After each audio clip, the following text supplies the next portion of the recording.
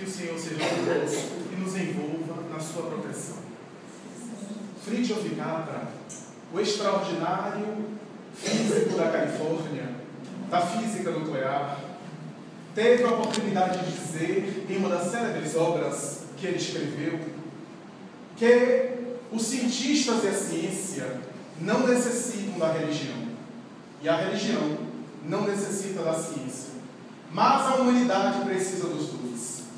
Esta colocação de Fritjof Capra revela a peregrinação pela qual ele passou, na qual ele coloca as ideias, particularmente na obra O Tal da Física, segundo a qual ele constata que no Ocidente os físicos em geral e a ciência em particular tiveram o ensejo de mergulhar na realidade da matéria, e a tecnologia também abriu campo às experimentações e às conquistas que hoje nós temos, particularmente no Ocidente, revelando de alguma forma o desenvolvimento no ocidental do cérebro esquerdo.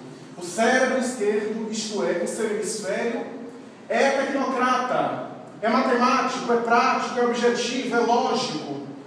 E Capra vai dizer que o oriental, através dos seus exercícios místicos, da meditação, da oração, do mergulho no ser profundo que somos, na descoberta da nossa realidade transpessoal e transcendental, desenvolveu mais o hemisfério direito, que é emocional, que é sensível, que é espiritual, que é metafísico, que é de uma lógica diferente da lógica matemática cartesiana. E que da mesma forma que o ocidental precisa enriquecer-se, desenvolver-se com a sabedoria oriental, o oriental precisa assimilar as conquistas tecnológicas e matemáticas do mundo ocidental. De alguma forma, diz Capra, que nós temos que fazer hoje a ponte entre um hemisfério e outro, isto é, a sabedoria do Oriente com as grandes conquistas científicas e materiais do Ocidente, para nos darmos uma integração com a nossa realidade íntima. Ele, portanto, propõe essa colocação, dizendo que, apesar da ciência não precisar da religião, e a religião não precisar da ciência, a humanidade precisaria de ambas. Essas colocações, de alguma forma, revelam o grande caminhar do pensamento humano na direção da constatação de que nós temos uma realidade religiosa no nosso íntimo. Temos um aparato no nosso mundo íntimo, no nosso mundo pessoal, que é de natureza religiosa. E essa realidade subjetiva, psicológica, e quiçá com um aparato orgânico, necessita de ser atendida. Quanto mais as pesquisas na ciência contemporânea, desde as ciências sociais até as chamadas ciências naturais como a física e outras, que têm também caminhado nessa direção, se constata que o homem é uma dimensão também religiosa, que tem uma natureza espiritual, que necessita que essa natureza seja atendida na sua realidade intrínseca. Desde Carl Gustav Jung, o psiquiatra suíço, discípulo de Freud, que estabeleceu a ideia de que a religião tem uma finalidade pessoal para o ser humano. Nas suas colocações ele vai dizer, na minha experiência de atendimento clínico, percebo que os meus pacientes que possuíam determinadas fé religiosas, eles tinham uma vida psicológica mais saudável, enfrentavam os desafios da vida de maneira mais saudável, e mesmo quando tombavam em neuroses, em psicoses, em depressões, saíam com uma velocidade e uma saúde muito melhores do que aqueles que não tinham fé religiosa nenhuma. Jung vai dizer, a mim não me interessa investigar se é verdade ou não determinadas afirmações da religião, mas do ponto de vista psicológico, a religião faz bem ao ser humano.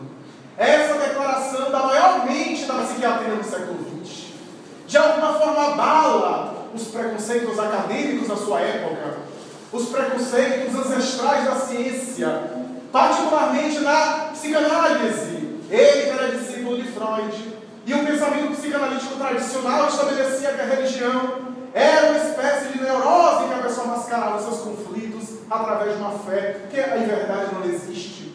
E ele estabelecia a necessidade de uma religião que levasse o indivíduo a uma proposta terapêutica, a uma proposta preventiva de determinados males e curadora quando determinadas manifestações patológicas já se encontrassem instaladas.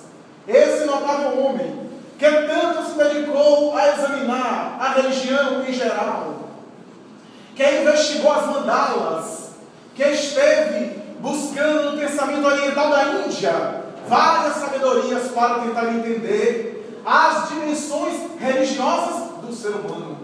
Ele chega a dizer: não importa uma religião transcendente, ou um Deus transcendente, um Deus criador.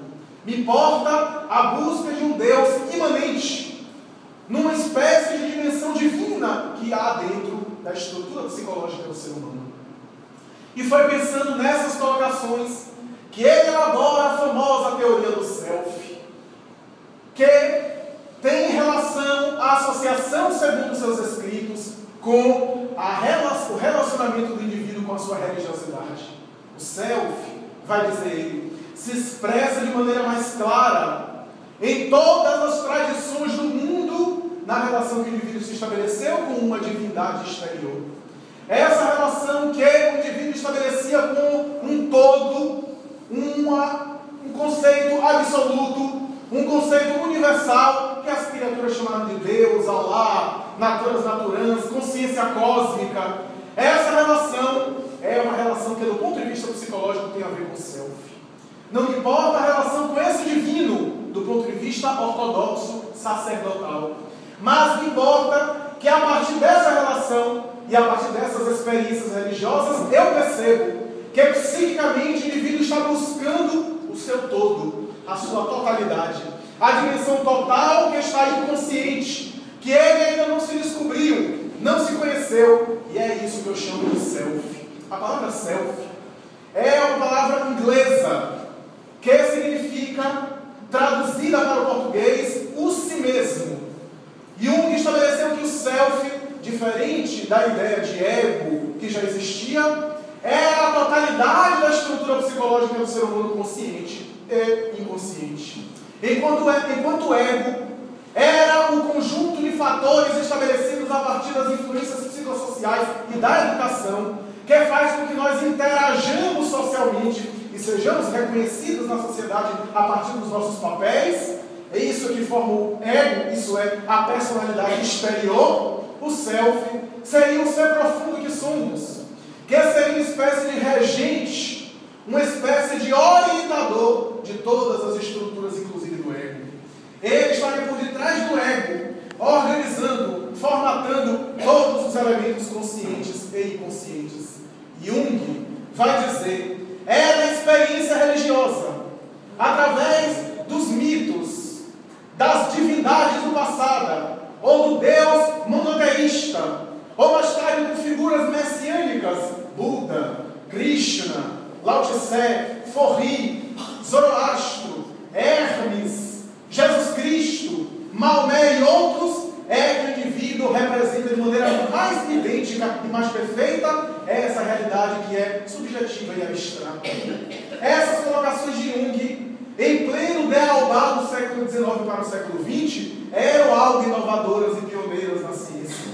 Mas quanto mais se avança, se percebe que as suas colocações são verdadeiras, porque hoje, não obstante a investigação da ciência na neuroanatomia, chega-se a conclusões que há elementos cerebrais com a chamada neuroanatomia funcional, com a investigação de ressonância com emissão de fótons e de pósitrons, se percebe que há determinadas áreas do cérebro que são ativadas no momento de uma experiência religiosa, da oração, da meditação, da reflexão, da leitura de um livro nobre, de um livro religioso, da enunciação de mantras, de palavras religiosas. Determinadas áreas do cérebro começam a funcionar de maneira diferente, dando a ideia dos arquétipos de Jung, que ele não chegou a associar com uma estrutura orgânica específica em face do atraso na época das neurociências, e que hoje conseguem ser corroboradas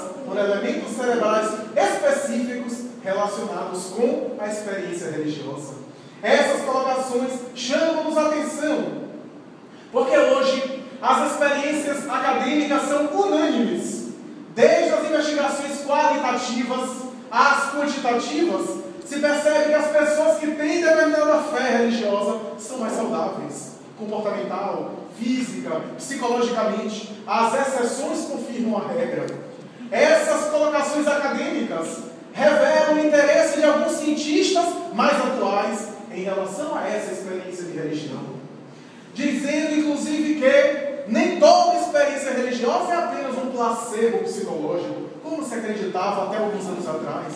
Muito bem, a religião faz bem ao indivíduo, mas é apenas um efeito de autossugestão da pessoa, que através de uma crença na qual ele se segura, que ele se apoia, uma referência, ele se sente bem, ele sente uma espécie de segurança e vive melhor na sociedade com uma crença ilusória. Chega-se à conclusão hoje que nem toda experiência religiosa é apenas psicológica no sentido de placebo, de autossugestão.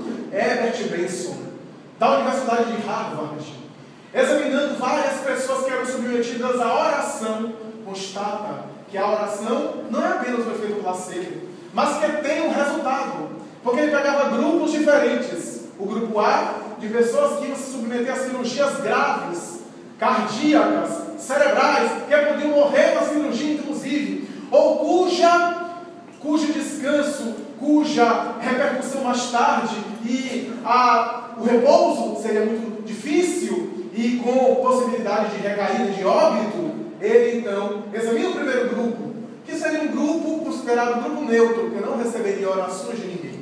O segundo grupo, de pessoas que recebiam oração de grupos de religiosos, de rabinos, de budistas, de padres, de monges, de pastores, que em determinado local, ali mesmo no hospital, oravam em relação a eles e que eles, os pacientes, não tinham conhecimento, não sabiam.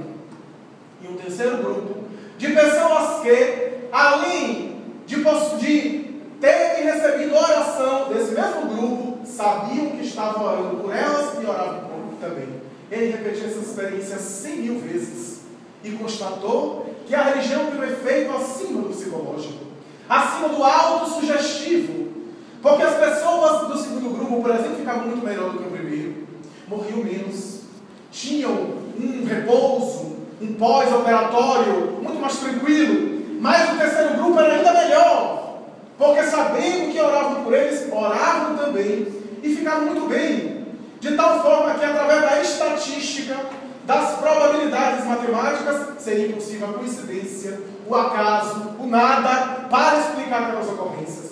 Até porque esses grupos eram controlados por computadores, que só ele sabia que paciente pertencia a determinados grupos.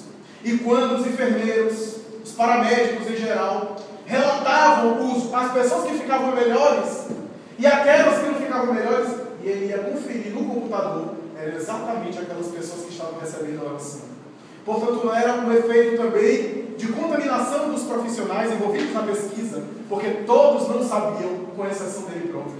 Essa experiência de Harvard, que abriu espaço para ele publicar uma obra, hoje que está abalando os alicerces da ciência médica, medicina espiritual, que inclusive tem hoje em Harvard uma cadeira na sua universidade, uma disciplina chamada Medicina Bensoniana, em homenagem a Herbert Benson, para examinar os fatores espirituais relacionados com saúde e doença.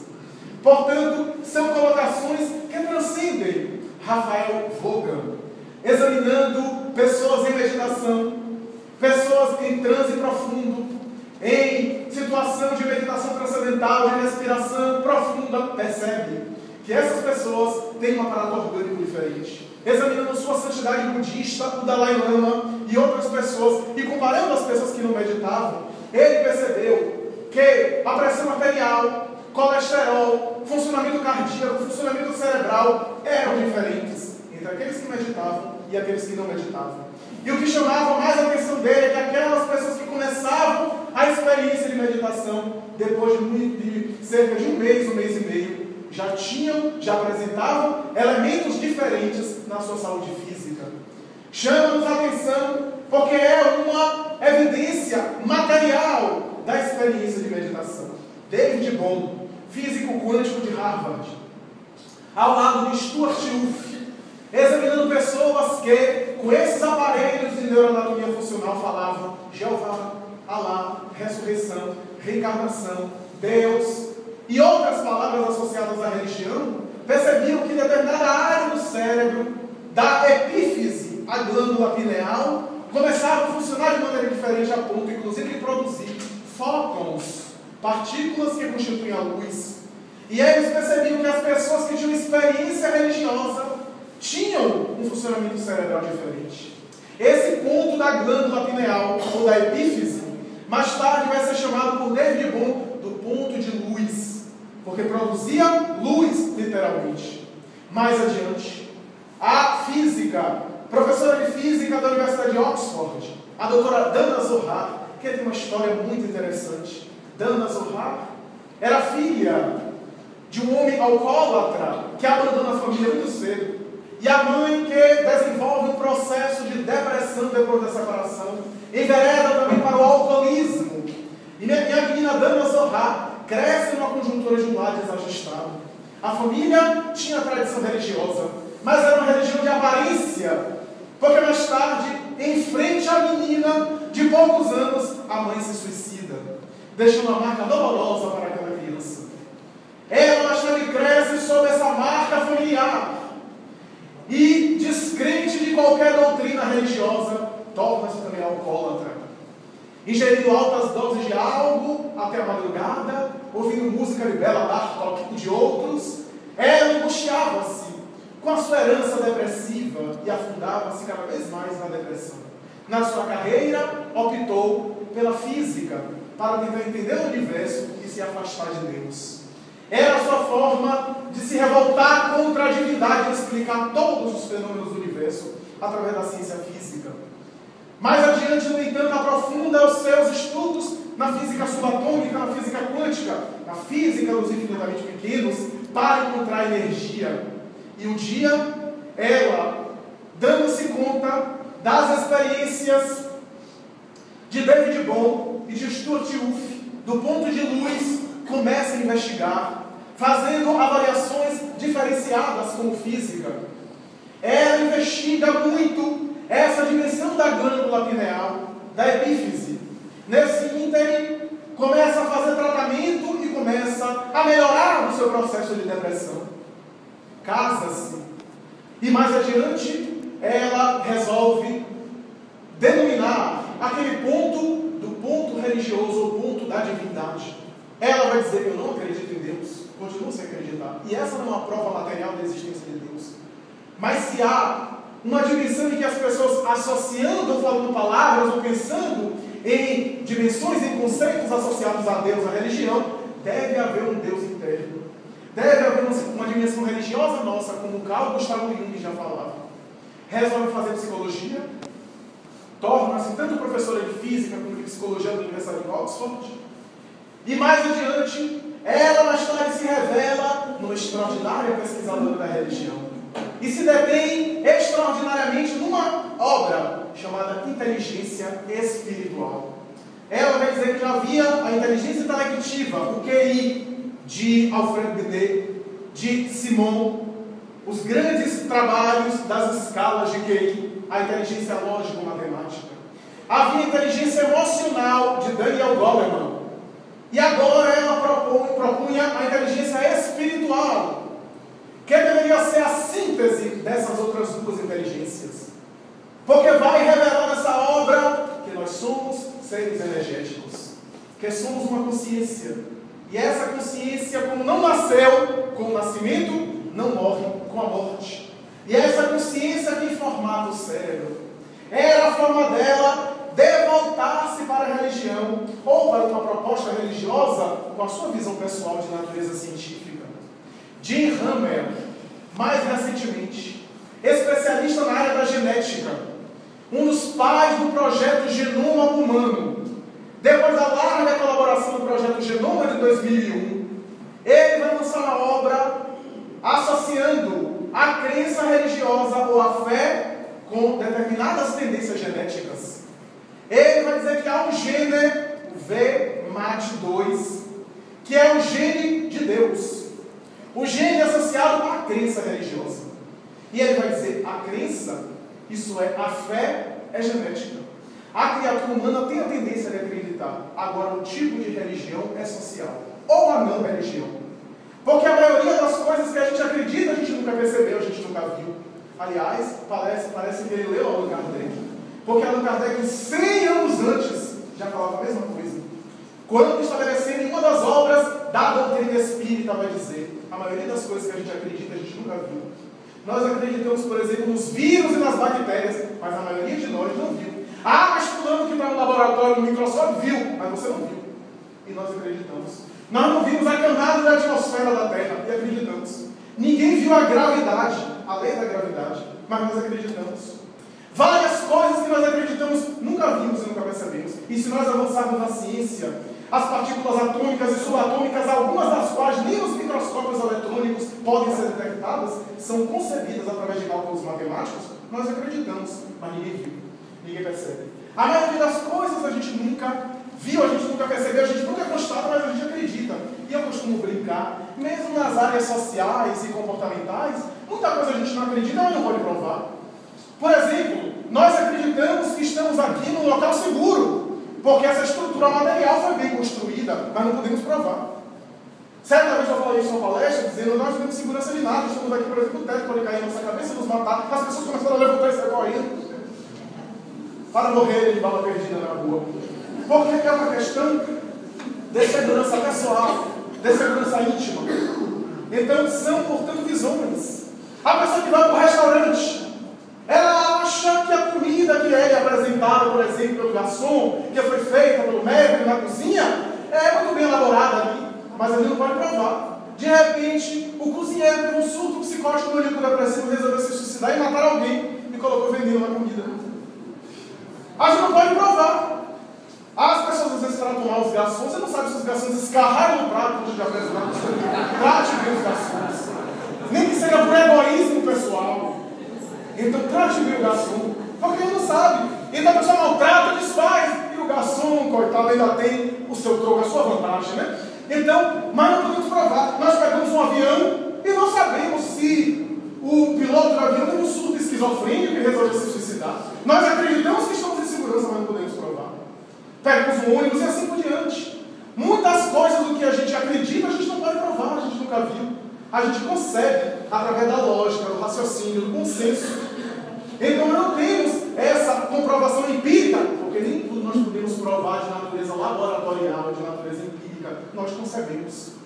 Então, são, portanto, colocações, questões, e ele estabelece essa tendência a acreditar em determinadas situações através de paralelismos racionais, paralelismos lógicos, é de natureza genética, de natureza física. Mas a escolha da religião, ou nenhuma religião, é social, é psicológica, é comportamental. Tudo isso tem a ver com a dimensão religiosa que nós temos. E esses cientistas constatam que o ser humano é o único animal religioso. É um animal que tem uma função religiosa, como dizia Jung.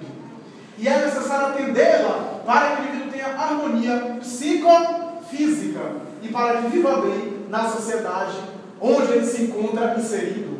Mas tudo isso revela a grandeza da doutrina espírita. Porque Allan Kardec, em pleno século XIX, no século do surgimento das ciências, pelo menos da maioria das ciências acadêmicas que conhecemos, no século de pleno materialismo, teve a coragem de investigar o fenômeno espiritual de uma maneira científica, provando em laboratório que a alma é imortal, que nós não somos apenas a carcaça material de veias, vasos, artérias, nervos, sangue, somos o psiquismo que sobrevive à matéria, através da comprovação empírica no laboratório da mediunidade, utilizando os médios como cobaias, ele conseguiu receber as informações que os espíritos são as almas dos homens que viveram na terra e que voltam para se comunicar. E os espíritos continuam interagindo conosco. São apenas os homens despidos dos corpos materiais. Os espíritos vêm revelar a sua condição, nem de milagre, nem de tragédia. Nem se colocam como santos, nem como demônios, nem como anjos, nem como diabos. Apresentam a mesma configuração psicológica, comportamental, as mesmas características de personalidade. Aqueles que foram agressivos na terra, viciados, prosseguem na mesma tragédia e na mesma autodestruição além do túmulo. E aqueles que foram nobres, que foram bons, que foram dedicados, que foram sensatos, prosseguem no mesmo estado de paz e de consciência pacífica de si mesmo, acentuando e abrindo espaço, abrangendo mais ainda a sua condição pacífica. Allan Kardec vem comprovar que somos imortais, vem fazer a aliança entre a ciência e a religião. No primeiro capítulo do Evangelho segundo o Espiritismo, um tópico onde Allan Kardec diz: eis que nós conseguimos fazer o diálogo, a aliança entre a ciência e a religião. As colocações tão sonhadas por Capra, Allan Kardec já havia elaborado. Quando ele diz que a ciência estuda os fenômenos materiais e a religião os fenômenos morais. Mas ambas, tanto as leis morais quanto as leis materiais, foram geradas por um mesmo conceito, ou por um mesmo ser, ou por uma mesma inteligência que nós chamamos de Deus. As leis físicas da matéria e as leis morais da alma humana, todas elas partindo do mesmo ponto que é Deus, Einstein. Depois de proclamar sua teoria da relatividade, chegou a dizer: a ciência sem religião é capenga, e a religião sem a ciência é fanática. Era, portanto, a declaração de um dos grandes homens, talvez o maior cérebro da física de todos os tempos. Graças ao que ele, de alguma forma, sintetizava aquilo que Allan Kardec estabeleceu. Os estudiosos da filosofia da ciência costumam estabelecer que existem 4 acontecimentos que são os mais importantes na história da ciência. O primeiro deles, quando Nicolau Copérnico, de alguma forma, contestou a visão de que a Terra é o centro do universo e apresentou a sua visão heliocêntrica, a Terra girando em torno do Sol, de alguma forma abrindo espaço para outras colocações de natureza astronômica. É o primeiro momento da ciência. O segundo momento da ciência, mais importante, foi em 1859, quando Charles Darwin apresenta a teoria da evolução, apresenta o evolucionismo animal, a seleção natural, das diferenças das espécies, dos vegetais e dos animais, com a sua bela teoria da evolução. Hoje, base fundamental para entender, inclusive, a genética molecular. Ou então, quando, no terceiro acontecimento, Sigmund Freud apresenta a sua visão da psicanálise, desmistifica a sexualidade humana, estuda a sexualidade humana com nobreza e vem nos dizer que há uma dimensão inconsciente nossa, uma dimensão instintiva, uma dimensão que nós não necessariamente temos acesso e que às vezes predomina sobre o nosso comportamento. E o quarto acontecimento mais importante seria da ciência genética, da engenharia genética atual. Mas, com todo respeito a esses 4 momentos, Allan Kardec poderia ser colocado como acima desses 4. Porque enquanto Nicolau Copérnico falava do heliocentrismo, Allan Kardec, assessorado pelos espíritos, revela a pluralidade dos mundos habitados, os vários planetas habitados. Quando Charles Darwin apresenta a teoria da evolução, 2 anos antes, Allan Kardec, no livro dos Espíritos, já apresentava a evolução animal, a evolução espiritual, os biótipos que se transformam e o espírito que vai habitando e vai imprimindo nos biótipos as suas conquistas através da reencarnação. Mas quando Freud, em 1900, apresenta a psicanálise, o inconsciente, as tendências instintivas da sexualidade, Allan Kardec já o dizia 50 anos antes: há uma natureza animal que às vezes predomina sobre a nossa natureza intelectual ou espiritual. E essa natureza animal necessita de direcionamento. É, portanto, a noção das tendências instintivas inconscientes do homem. E quando a genética humana apresenta os genes, os cromossomas, as tendências, Allan Kardec já falava do perispírito, que é o modelo organizador da genética, do DNA, em que imprime na forma, através da sua forma, as conquistas do espírito imortal, que precisa da genética compatível para poder evoluir, para poder crescer, compatível com as suas necessidades. Portanto, essa colocação nos revela a grandeza da doutrina espírita.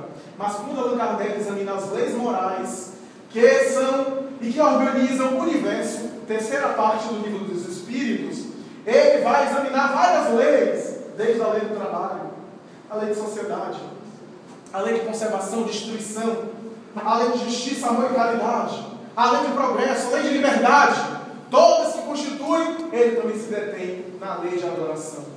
E ele pergunta na questão 649, no que consiste a lei de adoração? E os Espíritos respondem na elevação do pensamento em direção a Deus. O que é que vai dizer que todos nós, quando elevamos o nosso pensamento dessa ou daquela natureza, religiosamente ou de outra forma, estamos tendo uma experiência de adoração. Mesmo que seja um ateu que ouvindo uma música bonita, ou um indivíduo lendo um bom livro, um livro bom, e na reflexão, naquele livro, cujas ideias são nobres, são edificantes, ele consegue se elevar, ele está tendo um momento de elevação, na elevação do pensamento em direção a Deus. Porque a adoração tem a ver com a aproximação da criatura para com o Criador.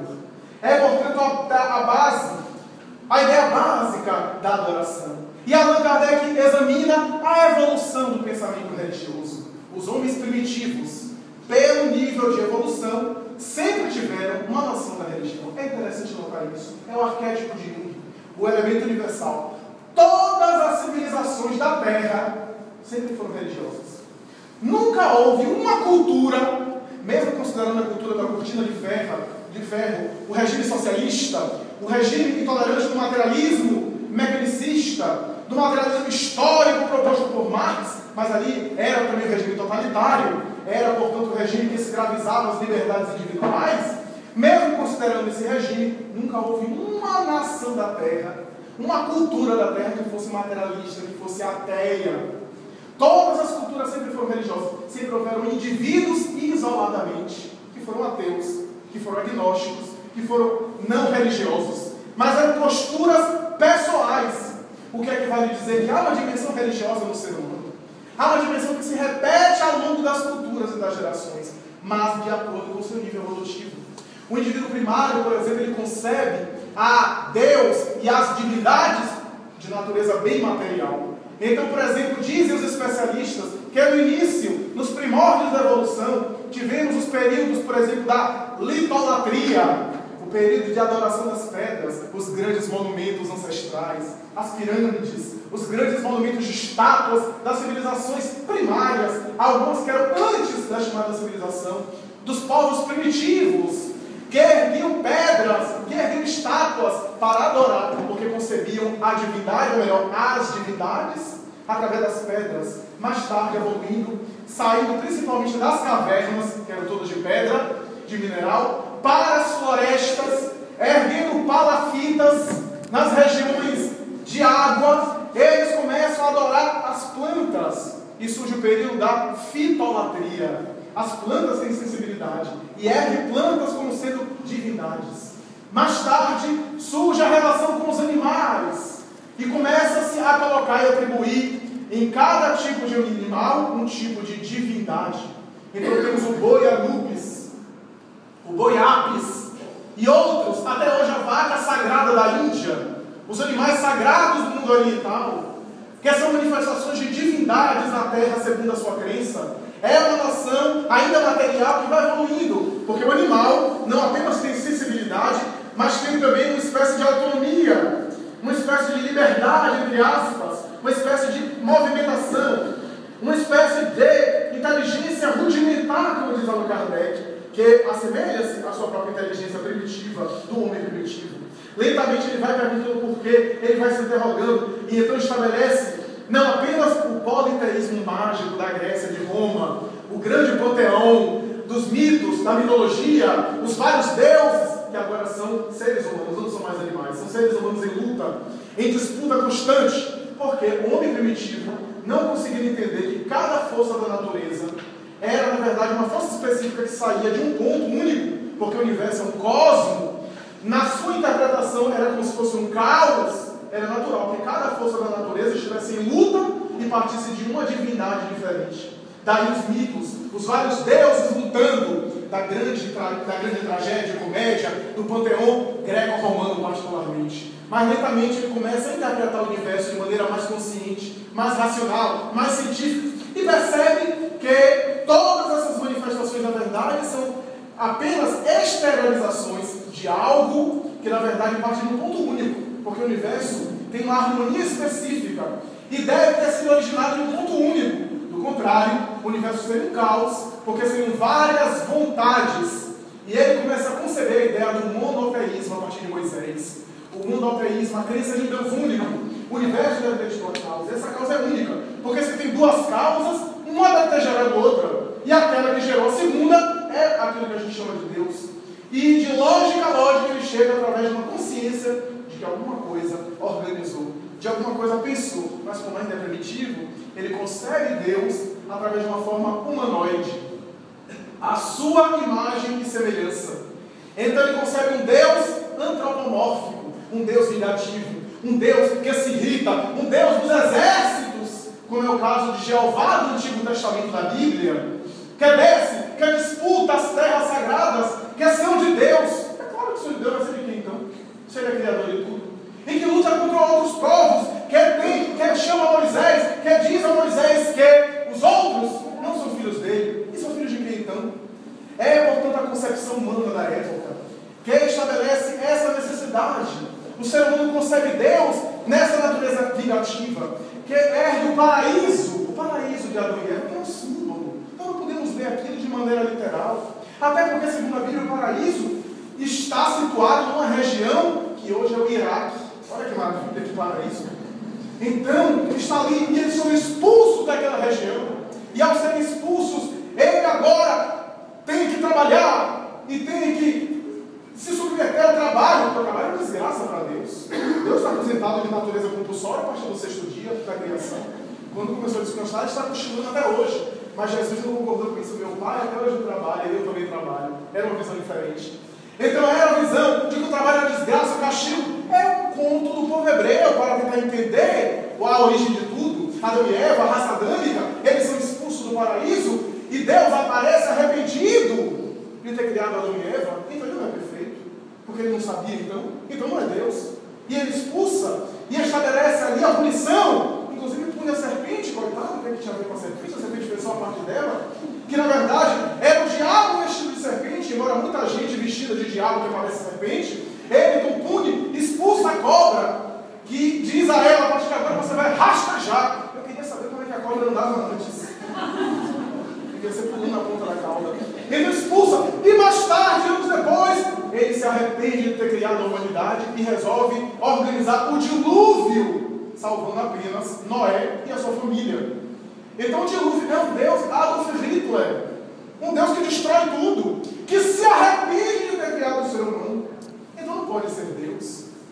Então fica arrependido, então não é perfeito. É claro que são, portanto, colocações para nós entendermos que a gente não pode ler ao pé da letra, como dizia o apóstolo Paulo. A letra mata e o Espírito vivifica. E quem tentar entender a palavra através da letra, não entenderá.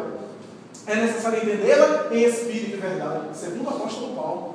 Então, essa é uma colocação interessante. O indivíduo vai evoluindo. E esse Jeová dos exércitos vingativos em Jesus recebeu o ponto culminante da evolução. Quando Jesus apresenta um Deus amor, meu Pai que está nos céus, é o Deus que ama, o Deus misericordioso, é o Deus que organizou as leis, muito bem apresentadas por Moisés, mas é um Deus que ama e cujo objetivo em relação à criatura humana é também amar. A criatura humana foi gerada para amar, e o ser humano nasceu para aprender a amar, porque é no amor que ele se aproxima da divindade, uma experiência também de natureza religiosa. Então o Espiritismo vem entender todas essas colocações. Allan Kardec vai falar do politeísmo, do animismo, do panteísmo, quando algumas pessoas acreditam, alguns filósofos e algumas pessoas do passado acreditavam que Deus, na verdade, não é um ser. É um conjunto de tudo que existe no universo. E Allan Kardec demonstra filosoficamente que isso não está totalmente correto. Porque Deus não pode ser criação e criador ao mesmo tempo. Se Ele gerou a sua criação e Ele for a própria criação, Ele não é perfeito, porque a criação é material. E se Ele é material, Ele não é imutável. Uma das características de Deus, imutável, que não muda. E se ele muda, ele sofre alterações da matéria, porque a matéria sofre alterações e se modifica. E se ele sofre as alterações da matéria, ele não é perfeito. Allan Kardec, com sua lógica, vem dizer que ele não pode ser a própria criação. Ele está na criação. A semelhança do pintor, que ao pintar um quadro, o pintor está no seu quadro, mas o pintor não é o próprio quadro.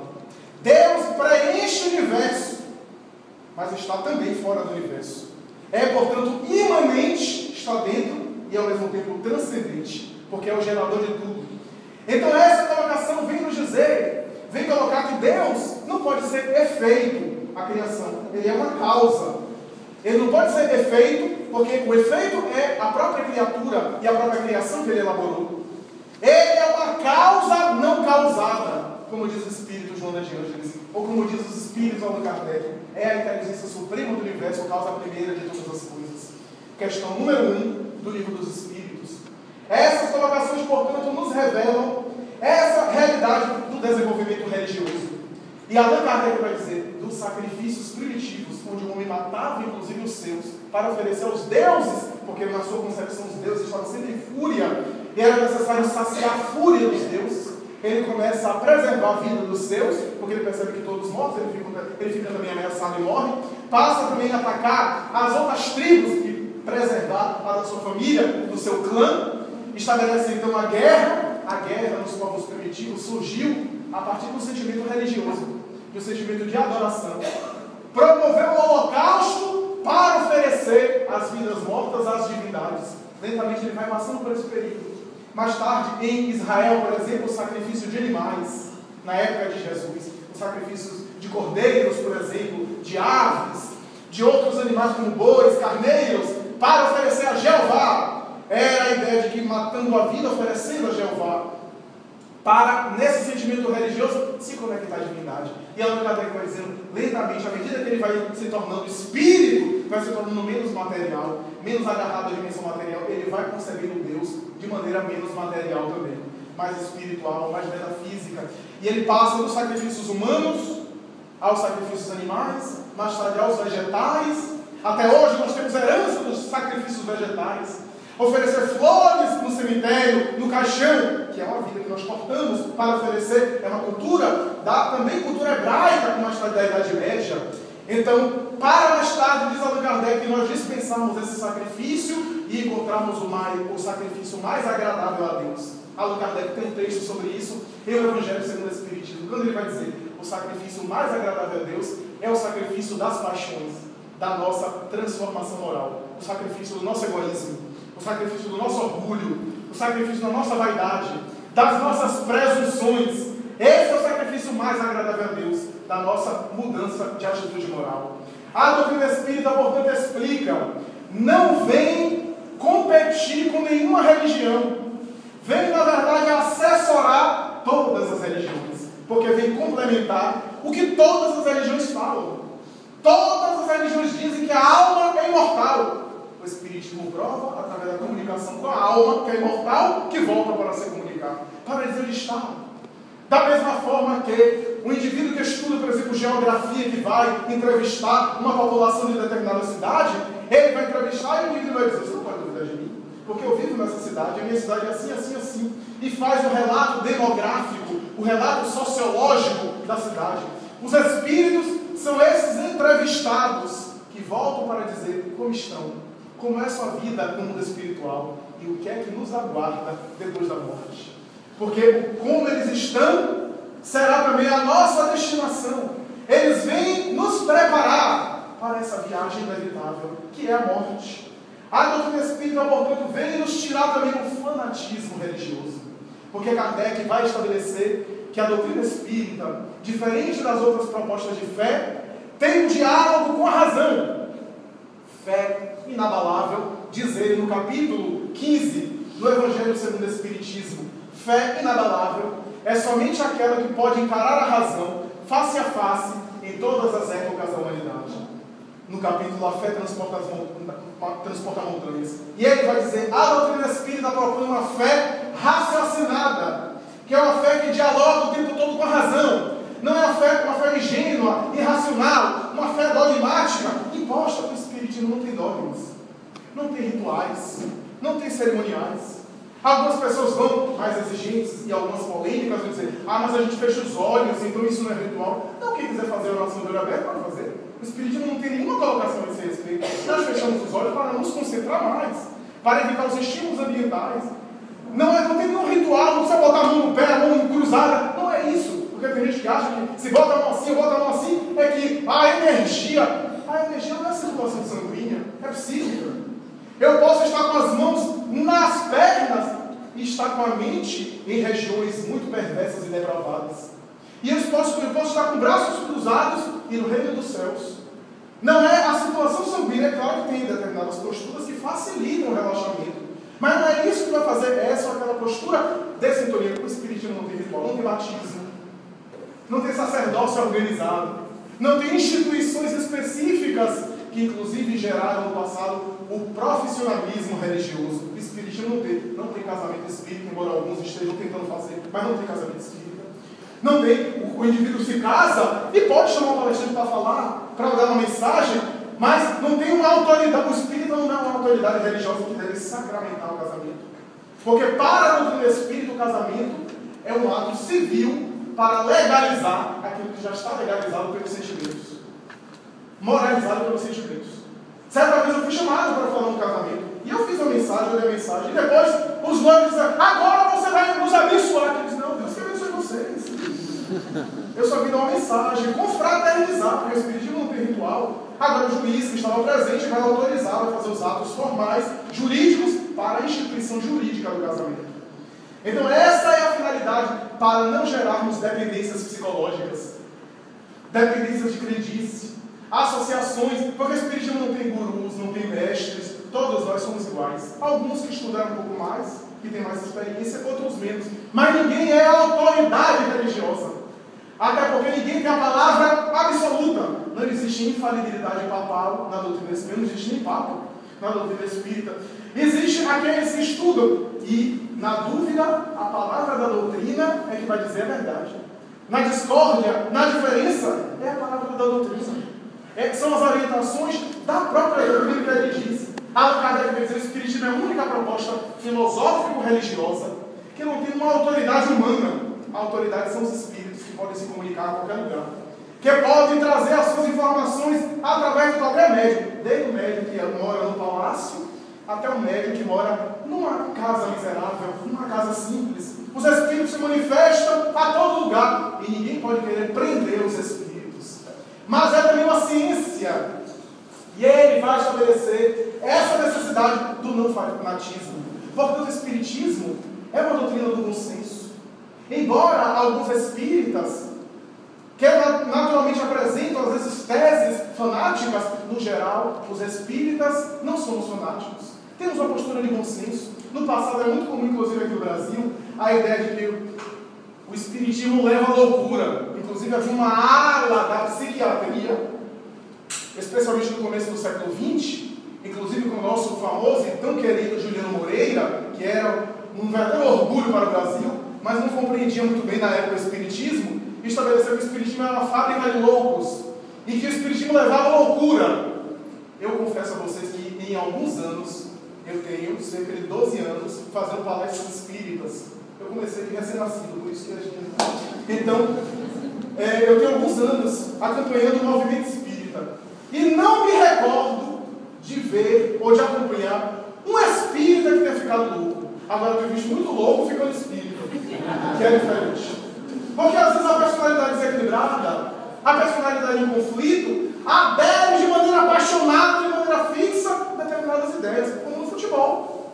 O futebol não é culpado por causa de alguns neuróticos que aderem de tal forma que pegam um ônibus e incendeiam o ônibus da outra torcida, e matam, e destroem a outra torcida, e violentam e assassinam o outro time, jogam coquetéis molotov na outra torcida para matar, e assim por diante. São indivíduos fanáticos, a culpa não é do futebol, são personalidades desequilibradas, que através do futebol, a doutrina espírita também, como é uma ideia que chama a atenção, algumas personalidades agarram, mas a própria doutrina espírita diz a respeito do bom senso. Então o indivíduo que é espírita, é fanático, já não entendeu a doutrina, porque o fanatismo é a ausência de racionalidade.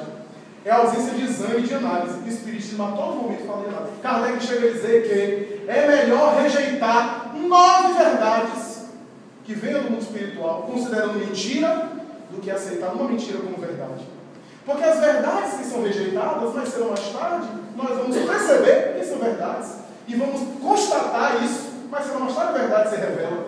Mas uma mentira que é aceita como verdade pode causar muita perturbação.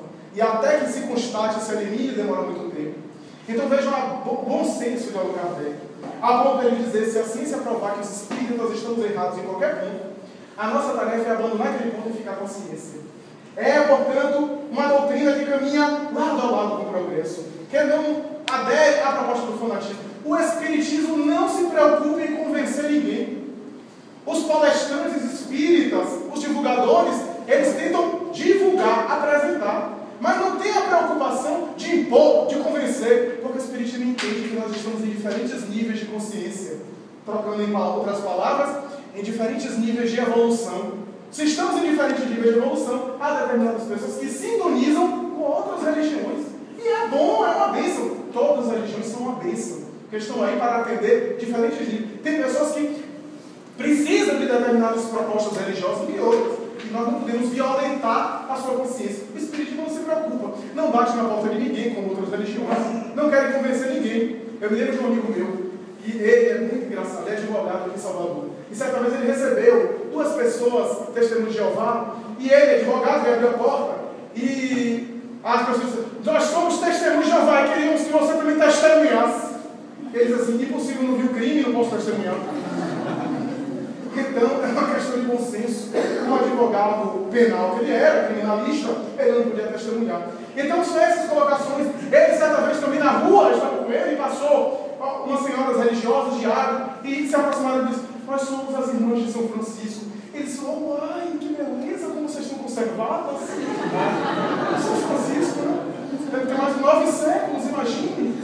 Então é muito formal. Então, o Espiritismo não se preocupa com o fanatismo, não sai por aí querendo converter ninguém. Cada um tem o seu nível de consciência.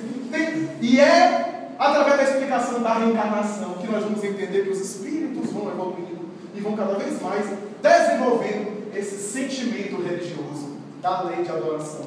Desde a religião primária, ingênua, até anticientífica, não científica, até uma religião cósmica, uma religião de um Albert Einstein, uma religião universalista, que nós estamos caminhando para entender, cujo objetivo máximo é o amor. Daí porque o Espírito Vila de Carvalho diz que o Espiritismo é a religião cósmica do amor. Uma religião que prima pela fraternidade humana, que vem dizer que não estamos a sós, que as almas que deixaram a terra, aqueles vínculos de amor permanecem. As nossas dores de saudades não deixam de ser escutadas, mas se convertem em esperança, porque esses afetos queridos que se foram pela morte não desapareceram. São invisíveis aos nossos olhos e aos nossos sentidos materiais, mas pulsam. E o amor não acaba com a morte. É uma dor muito dolorosa, porque quando se vai uma pessoa muito querida, vai uma parte da gente com ela. E nunca mais nós somos os mesmos.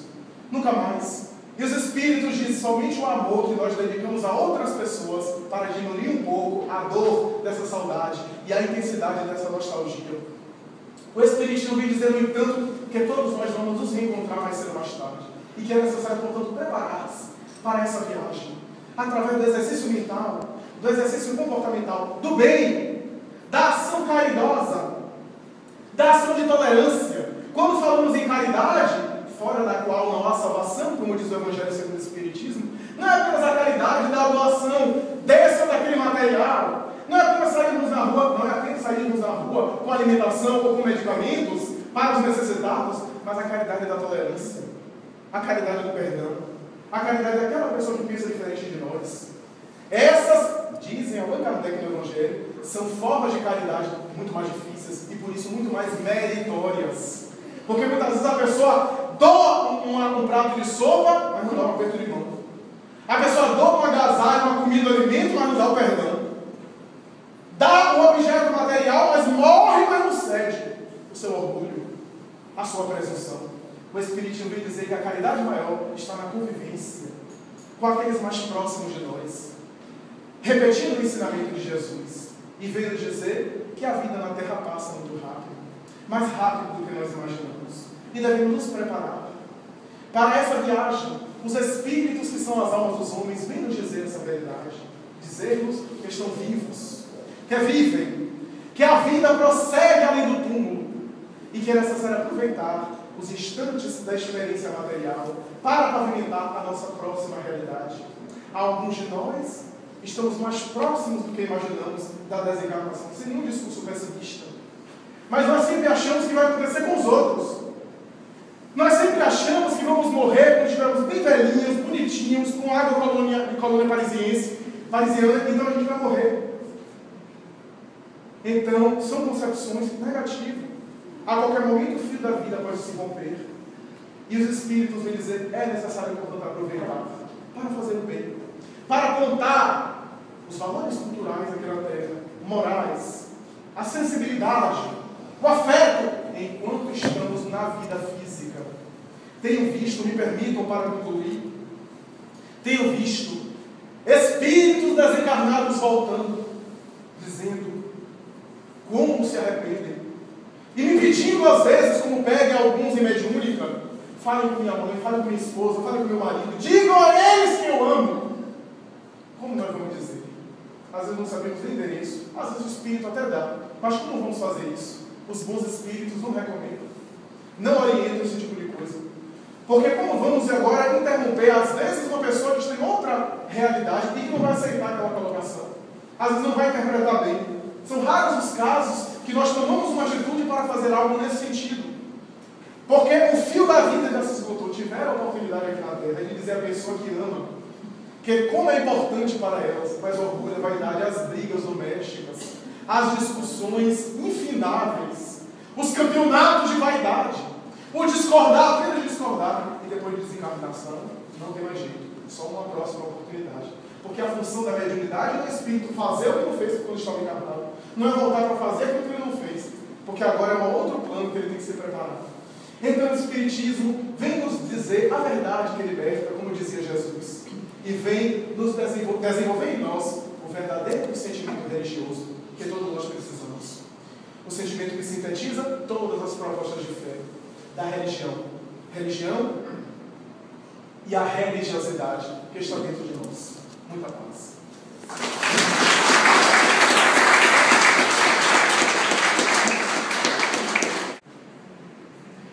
Que o Senhor seja conosco e nos envolva na sua proteção.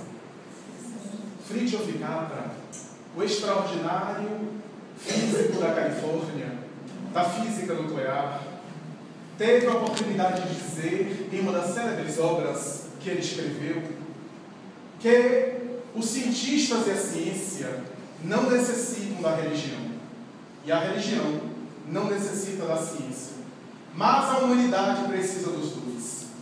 Esta colocação de Fritjof Capra revela a peregrinação pela qual ele passou, na qual ele coloca as ideias, particularmente na obra O Tal da Física, segundo a qual ele constata que no Ocidente os físicos em geral, e a ciência em particular, tiveram o ensejo de mergulhar na realidade da matéria, e a tecnologia também abriu campo às experimentações e às conquistas que hoje nós temos, particularmente no Ocidente, revelando de alguma forma o desenvolvimento no ocidental do cérebro esquerdo. O cérebro esquerdo, isto é, o seu hemisfério, é tecnocrata, é matemático, é prático, é objetivo, é lógico. E Capra vai dizer que o oriental, através dos seus exercícios místicos, da meditação, da oração, do mergulho no ser profundo que somos, na descoberta da nossa realidade transpessoal e transcendental, desenvolveu mais o hemisfério direito, que é emocional, que é sensível, que é espiritual, que é metafísico, que é de uma lógica diferente da lógica matemática cartesiana. E que é da mesma forma que o ocidental precisa enriquecer-se, desenvolver-se com a sabedoria oriental, o oriental, precisa assimilar as conquistas tecnológicas e matemáticas do mundo ocidental. De alguma forma, diz Capra que nós temos que fazer hoje a ponte entre um hemisfério e outro, isto é, a sabedoria do Oriente com as grandes conquistas científicas e materiais do Ocidente, para nos darmos uma integração com a nossa realidade íntima. Ele, portanto, propõe essa colocação, dizendo que, apesar da ciência não precisar da religião, e a religião não precisar da ciência, a humanidade precisaria de ambas. Essas colocações, de alguma forma, revelam o grande caminhar do pensamento humano na direção da constatação de que nós temos uma realidade religiosa no nosso íntimo. Temos um aparato no nosso mundo íntimo, no nosso mundo pessoal, que é de natureza religiosa. E essa realidade subjetiva, psicológica, e quiçá com um aparato orgânico, necessita de ser atendida.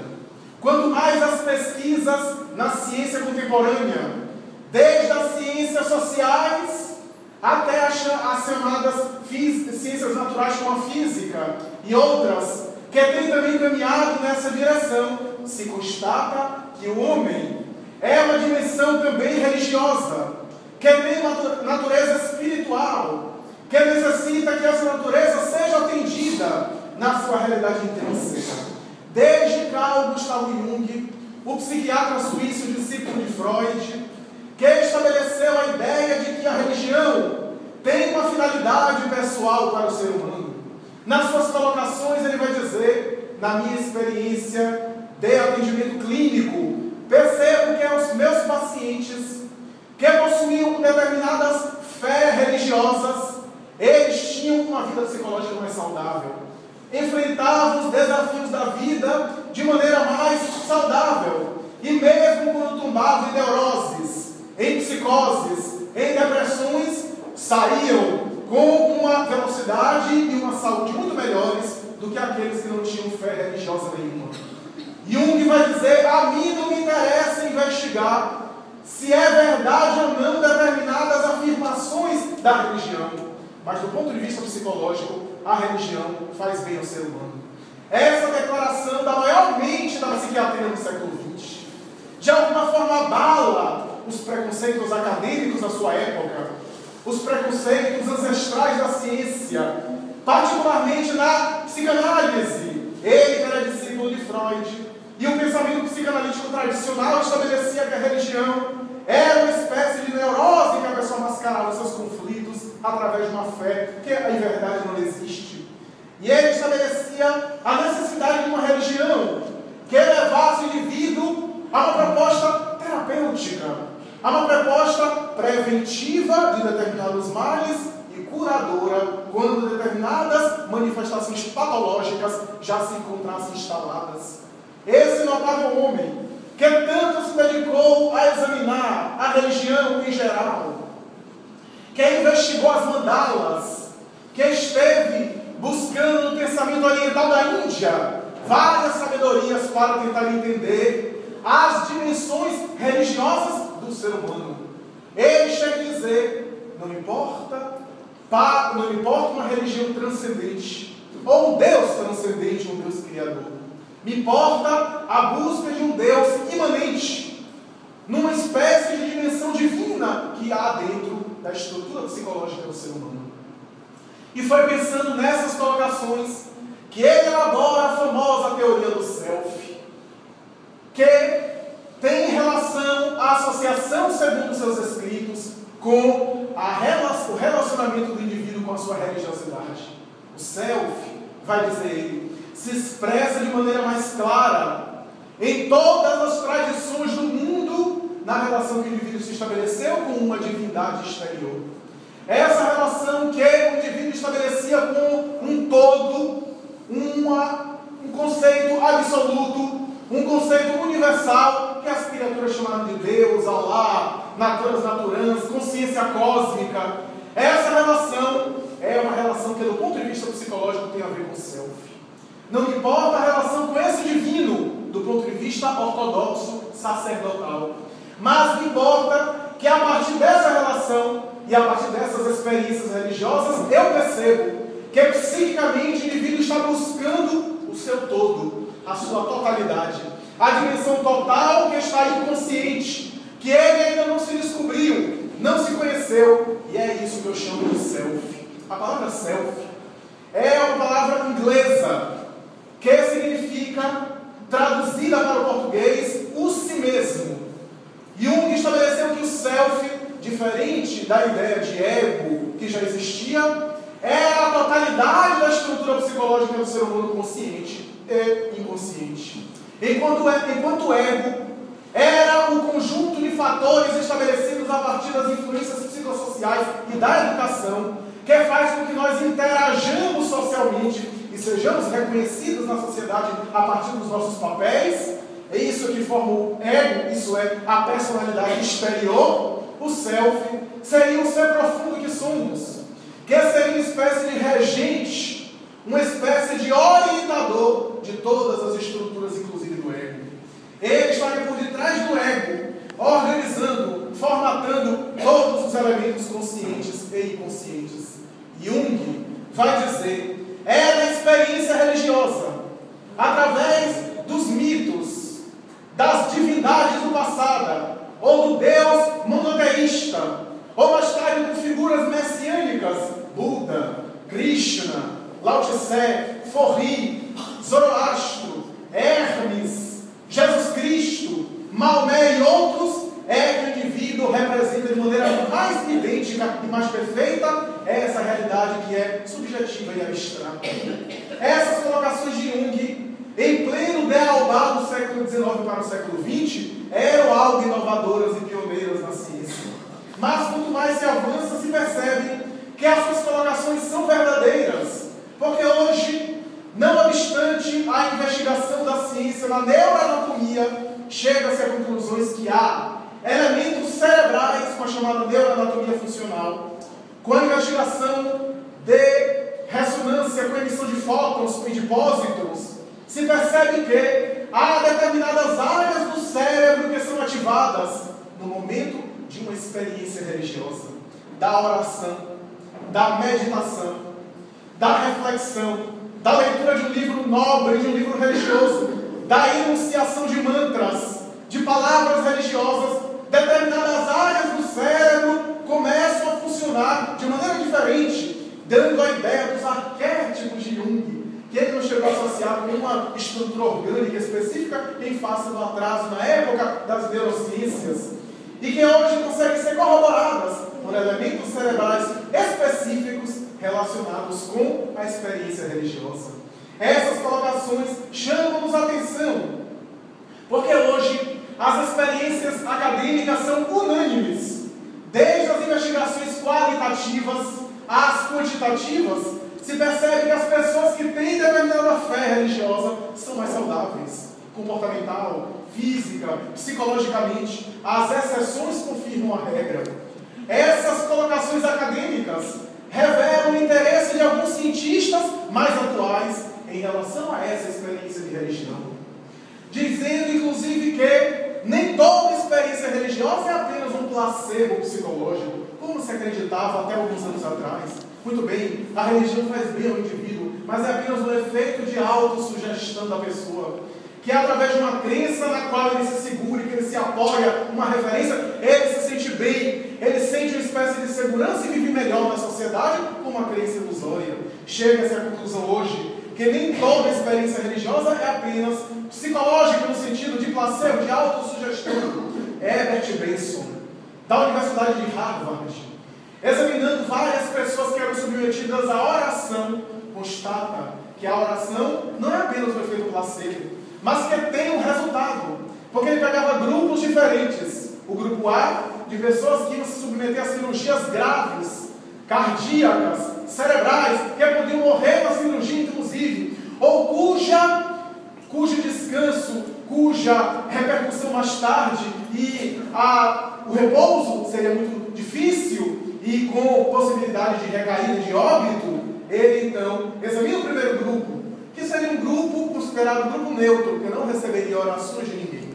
Um segundo grupo de pessoas que recebiam oração de grupos de religiosos, de rabinos, de budistas, de padres, de monges, de pastores, que em determinado local, ali mesmo no hospital, oravam em relação a eles e que eles, os pacientes, não tinham conhecimento, não sabiam. E um terceiro grupo de pessoas que, além de terem recebido oração desse mesmo grupo, sabiam que estavam orando por elas e oravam por ele também. Ele repetiu essa experiência 100.000 vezes e constatou que a religião tem um efeito acima do psicológico, acima do autossugestivo, porque as pessoas do segundo grupo, por exemplo, ficavam muito melhor do que o primeiro, morriam menos, tinham um repouso, um pós-operatório muito mais tranquilo, mas o terceiro grupo era ainda melhor, porque sabendo que oravam por eles, oravam também e ficavam muito bem, de tal forma que através da estatística, das probabilidades matemáticas, seria impossível a coincidência, o acaso, o nada, para explicar aquelas ocorrências. Até porque esses grupos eram controlados por computadores, que só ele sabia que paciente pertencia a determinados grupos. E quando os enfermeiros, os paramédicos em geral, relatavam as pessoas que ficavam melhores e aquelas que não ficavam melhores, e ele ia conferir no computador, eram exatamente aquelas pessoas que estavam recebendo a oração. Portanto, não era um efeito também de contaminação dos profissionais envolvidos na pesquisa, porque todos não sabiam, com exceção dele próprio. Essa experiência de Harvard, que abriu espaço para ele publicar uma obra, hoje que está abalando os alicerces da ciência médica, medicina espiritual, que inclusive tem hoje em Harvard uma cadeira na sua universidade, uma disciplina chamada Medicina Bensoniana, em homenagem a Herbert Benson, para examinar os fatores espirituais relacionados com saúde e doença. Portanto, são colocações que transcendem Raphael Vaughan, examinando pessoas em meditação, pessoas em transe profundo, em situação de meditação transcendental, de respiração profunda, percebe que essas pessoas têm um aparato orgânico diferente. Examinando sua santidade budista, o Dalai Lama e outras pessoas, e comparando as pessoas que não meditavam, ele percebeu que a pressão arterial, colesterol, funcionamento cardíaco, funcionamento cerebral eram diferentes entre aqueles que meditavam e aqueles que não meditavam. E o que chamava mais a atenção dele é que aquelas pessoas que começavam a experiência de meditação, depois de cerca de um mês e meio, já apresentavam elementos diferentes na sua saúde física. Chama-nos a atenção porque é uma evidência material da experiência de meditação. David Bohm, físico quântico de Harvard, ao lado de Stuart Wolff, examinando pessoas que, com esses aparelhos de neuroanatomia funcional, falavam Jeová, Alá, ressurreição, reencarnação, Deus e outras palavras associadas à religião, percebiam que determinada área do cérebro, da epífise, a glândula pineal, começava a funcionar de maneira diferente, a ponto, inclusive, de produzir fótons, partículas que constituem a luz. E eles percebiam que as pessoas que tinham experiência religiosa tinham um funcionamento cerebral diferente. Esse ponto da glândula pineal, ou da epífise, mais tarde vai ser chamado por David Bohm do ponto de luz, porque produzia luz, literalmente. Mais adiante, a física, professora de física da Universidade de Oxford, a doutora Dana Zohar, que tem uma história muito interessante. Dana Zohar era filha de um homem alcoólatra que abandona a família muito cedo. E a mãe que desenvolve um processo de depressão depois da separação, envereda também para o alcoolismo. E minha menina Dana Zohar cresce numa conjuntura de um lar desajustado. A família tinha tradição religiosa, mas era uma religião de aparência, porque mais tarde, em frente à menina de poucos anos, a mãe se suicida, deixando uma marca dolorosa para aquela criança. Ela mais tarde cresce sob essa marca familiar e, descrente de qualquer doutrina religiosa, torna-se também alcoólatra.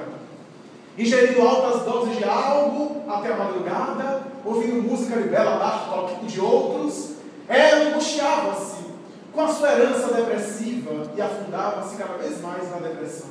Na sua carreira, optou pela física para tentar entender o universo e se afastar de Deus. Era a sua forma de se revoltar contra a divindade e explicar todos os fenômenos do universo através da ciência física. Mais adiante, no entanto, aprofunda os seus estudos na física subatômica, na física quântica, na física dos infinitamente pequenos, para encontrar energia. E um dia, ela, dando-se conta das experiências de David Bohm e de Stuart Wolff, do ponto de luz, começa a investigar, fazendo avaliações diferenciadas como física. Ela investiga muito essa dimensão da glândula pineal, da epífise. Nesse ínterim, começa a fazer tratamento e começa a melhorar o seu processo de depressão. Casa-se. E mais adiante, ela resolve denominar aquele ponto do ponto religioso, ou ponto da divindade. Ela vai dizer: eu não acredito em Deus, continuo sem acreditar. E essa não é uma prova material da existência de Deus. Mas se há uma dimensão em que as pessoas, associando ou falando palavras ou pensando em dimensões, em conceitos associados a Deus, a religião, deve haver um Deus interno. Deve haver uma dimensão religiosa nossa, como Carl Gustav Jung já falava. Resolve fazer psicologia, torna-se tanto professora de física como de psicologia da Universidade de Oxford. E mais adiante, ela mais tarde se revela numa extraordinária pesquisadora da religião. E se detém extraordinariamente numa obra chamada Inteligência Espiritual. Ela vai dizer que já havia a inteligência intelectiva, o QI, de Alfred Binet, de Simon, os grandes trabalhos das escalas de QI, a inteligência lógico-matemática. Havia a inteligência emocional de Daniel Goleman. E agora ela propunha a inteligência espiritual, que deveria ser a síntese dessas outras duas inteligências. Porque vai revelar nessa obra que nós somos seres energéticos, que somos uma consciência. E essa consciência, como não nasceu com o nascimento, não morre com a morte. E essa consciência que formata o cérebro, era a forma dela de voltar-se para a religião, ou para uma proposta religiosa com a sua visão pessoal de natureza científica. Jim Hammer, mais recentemente, especialista na área da genética, um dos pais do projeto Genoma Humano. Depois da larga colaboração do projeto Genoma de 2001, ele vai lançar uma obra associando a crença religiosa ou a fé com determinadas tendências genéticas. Ele vai dizer que há um gene, o VMAT2, que é o gene de Deus. O gene associado à crença religiosa. E ele vai dizer, a crença, isso é, a fé é genética. A criatura humana tem a tendência de acreditar. Agora, o tipo de religião é social. Ou a não religião. Porque a maioria das coisas que a gente acredita, a gente nunca percebeu, a gente nunca viu. Aliás, parece que ele leu Allan Kardec. Porque Allan Kardec, 100 anos antes, já falava a mesma coisa. Quando estabelecendo em uma das obras da doutrina espírita, vai dizer, a maioria das coisas que a gente acredita, a gente nunca viu. Nós acreditamos, por exemplo, nos vírus e nas bactérias, mas a maioria de nós não viu. Ah, mas fulano que está no laboratório, no microscópio, viu, mas você não viu. E nós acreditamos. Nós não vimos a camada da atmosfera da Terra e acreditamos. Ninguém viu a gravidade, a lei da gravidade, mas nós acreditamos. Várias coisas que nós acreditamos, nunca vimos e nunca percebemos. E se nós avançarmos na ciência, as partículas atômicas e subatômicas, algumas das quais nem os microscópios eletrônicos podem ser detectadas, são concebidas através de cálculos matemáticos, nós acreditamos, mas ninguém viu, ninguém percebe. A maioria das coisas a gente nunca viu, a gente nunca percebeu, a gente nunca constata, mas a gente acredita. E eu costumo brincar, mesmo nas áreas sociais e comportamentais, muita coisa a gente não acredita, mas não pode provar. Por exemplo, nós acreditamos que estamos aqui num local seguro, porque essa estrutura material foi bem construída, mas não podemos provar. Certa vez eu falei isso em uma palestra, dizendo, nós não temos segurança de nada, estamos aqui, por exemplo, o teto pode cair na nossa cabeça e nos matar, as pessoas começaram a levantar e sair correndo, para morrer de bala perdida na rua. Porque é uma questão de segurança pessoal, de segurança íntima. Então são, portanto, visões. A pessoa que vai para o restaurante, ela acha que a comida que é apresentada, por exemplo, pelo garçom, que foi feita pelo médico na cozinha, é muito bem elaborada ali, mas ele não pode provar. De repente, o cozinheiro teve um surto psicótico no líquido depressivo, resolveu se suicidar e matar alguém e colocou veneno na comida. A gente não pode provar.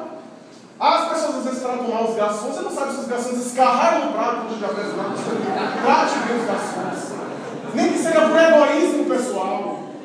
Então trate bem o garçom, porque ele não sabe. Então a pessoa maltrata, desfaz, e o garçom, coitado, ainda tem o seu troco, a sua vantagem, né? Então, mas não podemos provar. Nós pegamos um avião e não sabemos se o piloto do avião tem um surto esquizofrênico e resolveu se suicidar. Nós acreditamos que estamos em segurança, mas não podemos provar. Pegamos um ônibus e assim por diante. Muitas coisas do que a gente acredita, a gente não pode provar, a gente nunca viu. A gente consegue, através da lógica, do raciocínio, do consenso. Então não temos essa comprovação empírica, porque nem tudo nós podemos provar de natureza laboratorial, de natureza empírica, nós concebemos.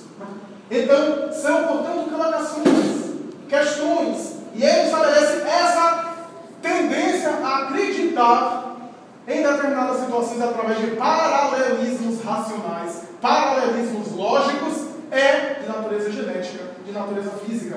Mas a escolha da religião, ou nenhuma religião, é social, é psicológica, é comportamental. Tudo isso tem a ver com a dimensão religiosa que nós temos. E esses cientistas constatam que o ser humano é o único animal religioso. É um animal que tem uma função religiosa, como dizia Jung. E é necessário atendê-la para que o indivíduo tenha harmonia psicofísica e para que viva bem na sociedade onde ele se encontra inserido. Mas tudo isso revela a grandeza da doutrina espírita.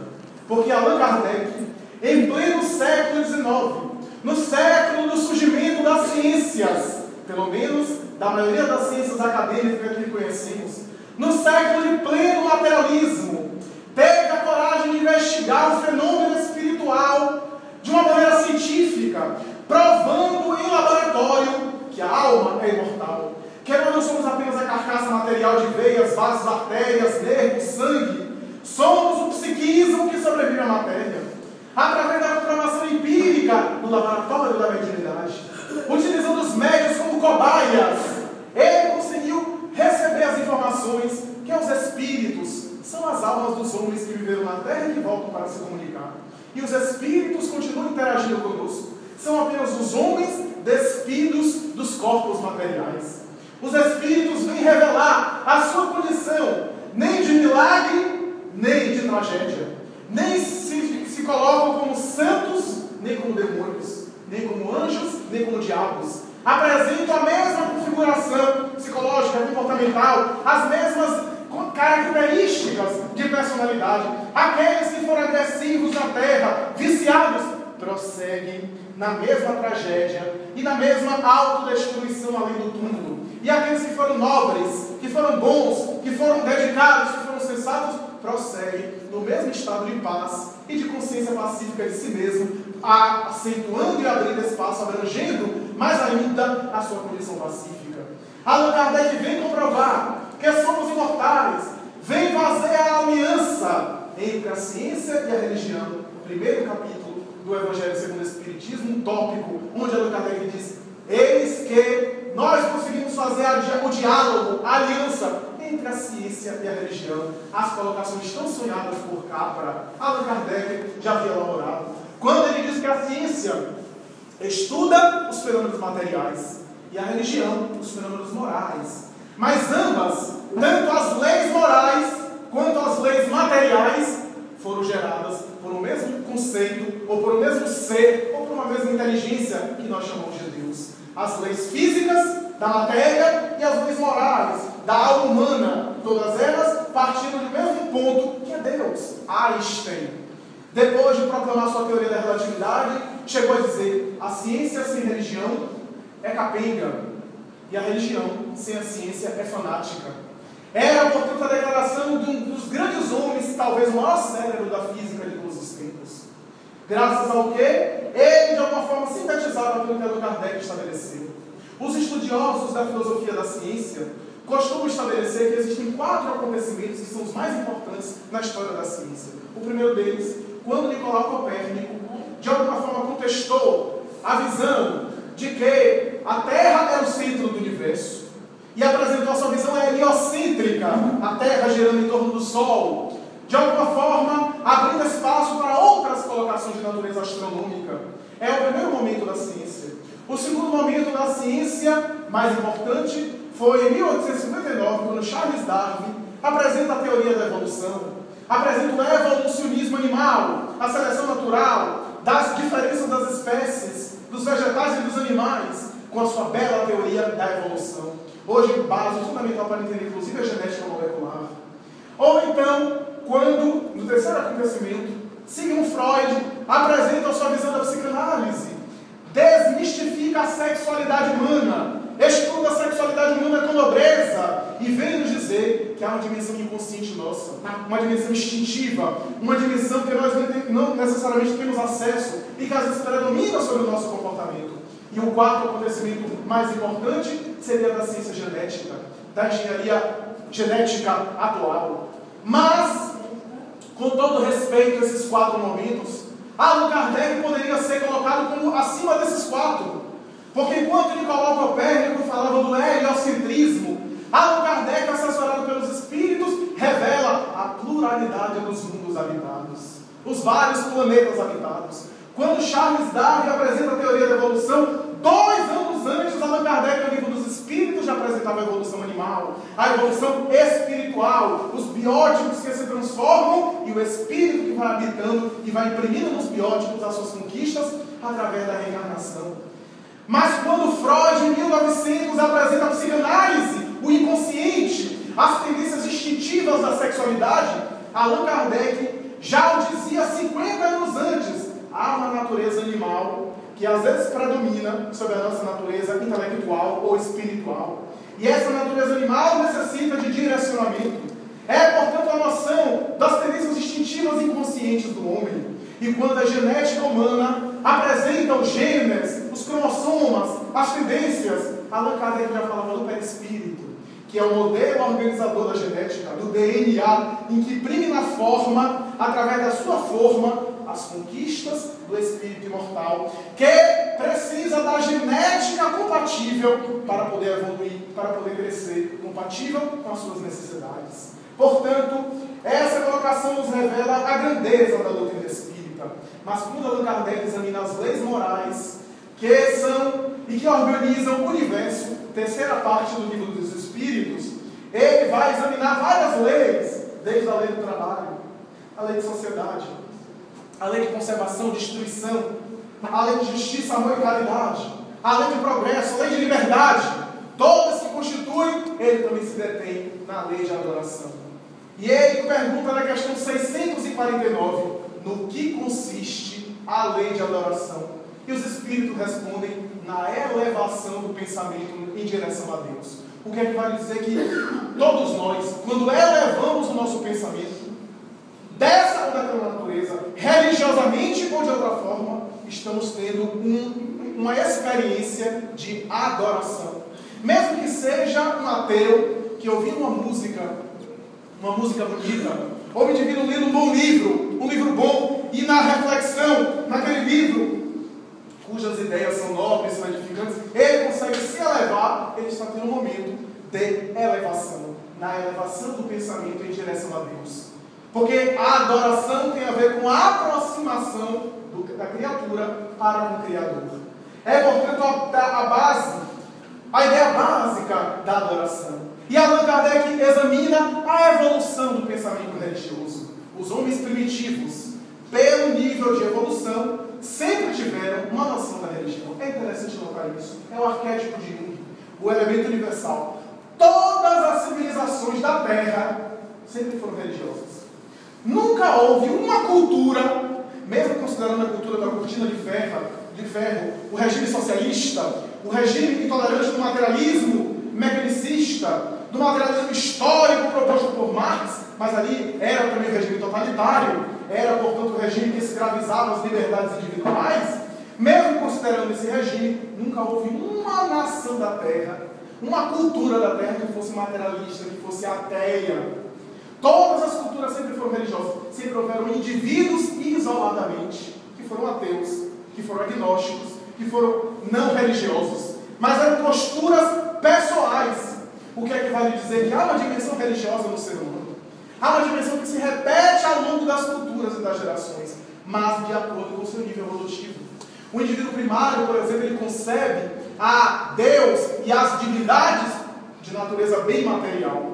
Então, por exemplo, dizem os especialistas que no início, nos primórdios da evolução, tivemos os períodos, por exemplo, da litolatria, o período de adoração das pedras, os grandes monumentos ancestrais, as pirâmides, os grandes monumentos de estátuas das civilizações primárias, algumas que eram antes da chamada civilização, dos povos primitivos, que erguiam pedras, que erguiam estátuas para adorar, porque concebiam a divindade, ou melhor, as divindades, através das pedras. Mais tarde evoluindo, saindo principalmente das cavernas, que eram todas de pedra, de mineral, para as florestas, erguendo palafitas nas regiões de água. Eles começam a adorar as plantas, e surge o período da fitolatria. As plantas têm sensibilidade e erguem plantas como sendo divindades. Mais tarde surge a relação com os animais e começa-se a colocar e atribuir em cada tipo de animal um tipo de divindade. Então temos o boi Anubis, o boi Apis e outros, até hoje a vaca sagrada da Índia, os animais sagrados do mundo oriental, que são manifestações de divindades na terra segundo a sua crença. É uma noção ainda material que vai evoluindo, porque o animal não apenas tem sensibilidade, mas tem também uma espécie de autonomia, uma espécie de liberdade, entre aspas, uma espécie de movimentação, uma espécie de inteligência rudimentar, como diz Allan Kardec, que assemelha-se à sua própria inteligência primitiva, do homem primitivo. Lentamente ele vai perguntando por quê, ele vai se interrogando, e então estabelece não apenas o politeísmo mágico da Grécia, de Roma, o grande panteão dos mitos, da mitologia, os vários deuses, que agora são seres humanos, não são mais animais, são seres humanos em luta, em disputa constante, porque o homem primitivo não conseguia entender que cada força da natureza era, na verdade, uma força específica que saía de um ponto único, porque o universo é um cosmo. Na sua interpretação era como se fosse um caos. Era natural que cada força da natureza estivesse em luta e partisse de uma divindade diferente. Daí os mitos, os vários deuses lutando, da grande tragédia, comédia, do panteão greco-romano particularmente. Mas lentamente ele começa a interpretar o universo de maneira mais consciente, mais racional, mais científica, e percebe que todas essas manifestações da verdade são apenas exteriorizações de algo que na verdade parte de um ponto único. Porque o universo tem uma harmonia específica e deve ter sido originado em um ponto único. Do contrário, o universo seria um caos, porque seriam várias vontades. E ele começa a conceber a ideia do monoteísmo a partir de Moisés. O monoteísmo, a crença de um Deus único. O universo deve ter tido uma causa. E essa causa é única. Porque se tem duas causas, uma deve ter gerado outra. E aquela que gerou a segunda é aquilo que a gente chama de Deus. E de lógica a lógica ele chega através de uma consciência que alguma coisa organizou, de alguma coisa pensou, mas como ainda é primitivo, ele concebe Deus através de uma forma humanoide, a sua imagem e semelhança. Então ele concebe um Deus antropomórfico, um Deus vingativo, um Deus que se irrita, um Deus dos exércitos, como é o caso de Jeová do Antigo Testamento da Bíblia, que desce, que disputa as terras sagradas, que são de Deus. É claro que são de Deus, vai ser de quem então? Se ele é criador de tudo. E que luta contra outros povos, que chama Moisés, que diz a Moisés que os outros não são filhos dele. E são filhos de quem então? É, portanto, a concepção humana da época, que estabelece essa necessidade. O ser humano concebe Deus nessa natureza vingativa, que ergue o paraíso de Adão e Eva, que é um símbolo. Então não podemos ver aquilo de maneira literal. Até porque, segundo a Bíblia, o paraíso está situado numa região que hoje é o Iraque. Olha que maravilha, que paraíso. Então, ele está ali e eles são expulsos daquela região. E ao serem expulsos, ele agora tem que trabalhar e tem que se submeter ao trabalho. Porque o trabalho é uma desgraça para Deus. Deus está aposentado de natureza compulsória a partir do 6º dia da criação. Quando começou a descansar, ele está cochilando até hoje. Mas Jesus não concordou com isso. Meu pai até hoje trabalha e eu também trabalho. Era uma visão diferente. Então era a visão de que o trabalho é desgraça, o castigo. É um conto do povo hebreu para tentar entender a origem de tudo. Adão e Eva, a raça adâmica, eles são expulsos do paraíso e Deus aparece arrependido de ter criado Adão e Eva. Então ele não é perfeito, porque ele não sabia então não é Deus. E ele expulsa e estabelece ali a punição, inclusive pune a serpente, coitado, o que tinha a ver com a serpente fez só a parte dela, que na verdade era o diabo vestido de serpente, embora muita gente vestida de diabo que parece serpente. Ele então pune, expulsa a cobra, que diz a ela, a partir de agora você vai rastejar. Eu queria saber como é que a cobra andava antes. Devia ser pulando na ponta da cauda. Ele expulsa, e mais tarde, anos depois, ele se arrepende de ter criado a humanidade e resolve organizar o dilúvio, salvando apenas Noé e a sua família. Então o dilúvio é um Deus Adolf Hitler, um Deus que destrói tudo, que se arrepende de ter criado o ser humano. Então não pode ser Deus. Então fica arrependido. Então não é perfeito. É claro que são, portanto, colocações para nós entendermos que a gente não pode ler ao pé da letra, como dizia o apóstolo Paulo. A letra mata e o Espírito vivifica. E quem tentar entender a palavra através da letra, não entenderá. É necessário entendê-la em espírito e verdade, segundo o apóstolo Paulo.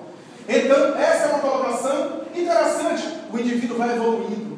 E esse Jeová dos exércitos vingativos em Jesus recebeu o ponto culminante da evolução. Quando Jesus apresenta um Deus amor, meu Pai que está nos céus, é o Deus que ama, o Deus misericordioso, é o Deus que organizou as leis, muito bem apresentadas por Moisés, mas é o Deus que ama e cujo objetivo em relação à criatura humana é também amar. A criatura humana foi gerada para amar, e o ser humano nasceu para aprender a amar, porque é no amor que ele se aproxima da divindade, uma experiência também de natureza religiosa. Então o Espiritismo vem entender todas essas colocações. Allan Kardec vai falar do politeísmo, do animismo, do panteísmo, quando algumas pessoas acreditam, alguns filósofos e algumas pessoas do passado acreditavam que Deus, na verdade, não é um ser. É um conjunto de tudo que existe no universo. E Allan Kardec demonstra filosoficamente que isso não está totalmente correto. Porque Deus não pode ser criação e criador ao mesmo tempo. Se Ele gerou a sua criação e Ele for a própria criação, Ele não é perfeito, porque a criação é material. E se Ele é material, Ele não é imutável. Uma das características de Deus, imutável, que não muda. E se Ele muda, Ele sofre alterações da matéria, porque a matéria sofre alterações e se modifica. E se Ele sofre as alterações da matéria, Ele não é perfeito. Allan Kardec, com sua lógica, vem dizer que Ele não pode ser a própria criação. Ele está na criação. A semelhança do pintor, que ao pintar um quadro, o pintor está no seu quadro, mas o pintor não é o próprio quadro. Deus preenche o universo, mas está também fora do universo. É, portanto, imanente, está dentro e ao mesmo tempo transcendente, porque é o gerador de tudo. Então essa colocação vem nos dizer, vem colocar que Deus não pode ser efeito, a criação, Ele é uma causa. Ele não pode ser efeito, porque o efeito é a própria criatura e a própria criação que Ele elaborou. Ele é uma causa não causada, como diz o Espírito João de Ângeles, ou como diz os Espíritos Allan Kardec, é a inteligência suprema do universo, a causa primeira de todas as coisas. Questão número 1 do Livro dos Espíritos. Essas colocações, portanto, nos revelam essa realidade do desenvolvimento religioso. E Allan Kardec vai dizer dos sacrifícios primitivos, onde o homem matava inclusive os seus, para oferecer aos deuses, porque na sua concepção os deuses estavam sempre em fúria, e era necessário saciar a fúria dos deuses. Ele começa a preservar a vida dos seus, porque ele percebe que todos mortos, ele fica também ameaçado e morre. Passa também a atacar as outras tribos e preservar a da sua família, do seu clã. Estabelece então a guerra. A guerra nos povos primitivos surgiu a partir do sentimento religioso, do sentimento de adoração. Promoveu o holocausto para oferecer as vidas mortas às divindades. Lentamente ele vai passando por esse período. Mais tarde, em Israel, por exemplo, o sacrifício de animais, na época de Jesus, os sacrifícios de cordeiros, por exemplo, de aves, de outros animais como bois, carneiros, para oferecer a Jeová. Era a ideia de que matando a vida, oferecendo a Jeová, para, nesse sentimento religioso, se conectar à divindade. E Allan Kardec vai dizendo, lentamente, à medida que ele vai se tornando espírito, vai se tornando menos material, menos agarrado à dimensão material, ele vai concebendo Deus de maneira menos material também, mais espiritual, mais metafísica. E ele passa dos sacrifícios humanos aos sacrifícios animais, mais tarde aos vegetais. Até hoje nós temos herança dos sacrifícios vegetais. Oferecer flores no cemitério, no caixão, que é uma vida que nós cortamos para oferecer, é uma cultura, também cultura hebraica, mais tarde da Idade Média. Então, para mais tarde, diz Allan Kardec, que nós dispensamos esse sacrifício e encontramos o sacrifício mais agradável a Deus. Allan Kardec tem um texto sobre isso em O Evangelho segundo o Espiritismo, quando ele vai dizer, o sacrifício mais agradável a Deus é o sacrifício das paixões, da nossa transformação moral, o sacrifício do nosso egoísmo, o sacrifício do nosso orgulho, o sacrifício da nossa vaidade, das nossas presunções. Esse é o sacrifício mais agradável a Deus, da nossa mudança de atitude moral. A doutrina espírita, portanto, explica, não vem competir com nenhuma religião, vem, na verdade, assessorar todas as religiões, porque vem complementar o que todas as religiões falam. Todas as religiões dizem que a alma é imortal. O Espiritismo prova, através da comunicação com a alma, que é imortal, que volta para se comunicar, para dizer onde está. Da mesma forma que um indivíduo que estuda, por exemplo, geografia, que vai entrevistar uma população de determinada cidade, ele vai entrevistar e o indivíduo vai dizer, você não pode duvidar de mim, porque eu vivo nessa cidade, a minha cidade é assim, assim, assim, e faz o relato demográfico, o relato sociológico da cidade.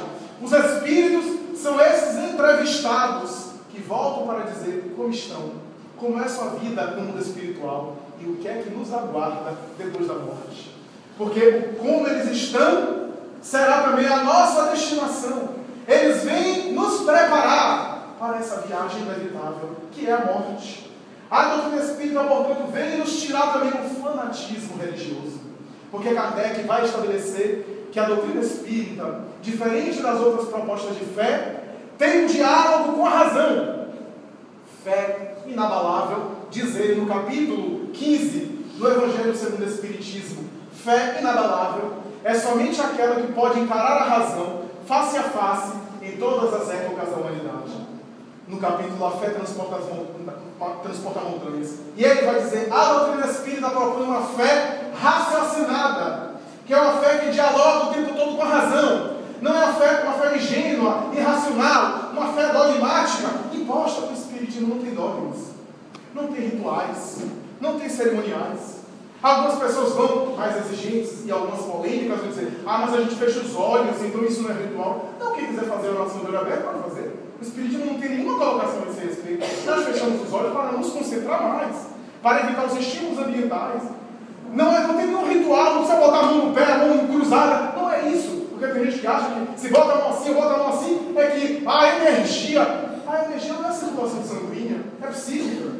Eu posso estar com as mãos nas pernas e estar com a mente em regiões muito perversas e depravadas. E eu posso estar com braços cruzados e no reino dos céus. Não é a circulação sanguínea, é claro que tem determinadas posturas que facilitam o relaxamento.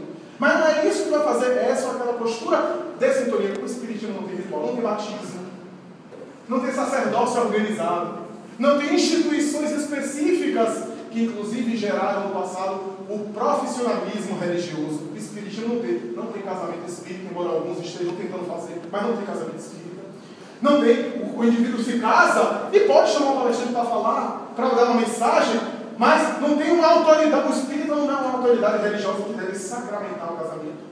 Porque para a doutrina espírita o casamento é um ato civil para legalizar aquilo que já está legalizado pelos sentimentos. Moralizado pelos sentimentos. Certa vez eu fui chamado para falar no casamento. E eu fiz uma mensagem, eu dei a mensagem. E depois os noivos disseram, agora você vai nos abençoar. Eu disse, não, Deus que abençoe vocês. Eu só vim dar uma mensagem, confraternizar, porque o Espiritismo não tem ritual. Agora o juiz que estava presente vai autorizar a fazer os atos formais, jurídicos, para a instituição jurídica do casamento.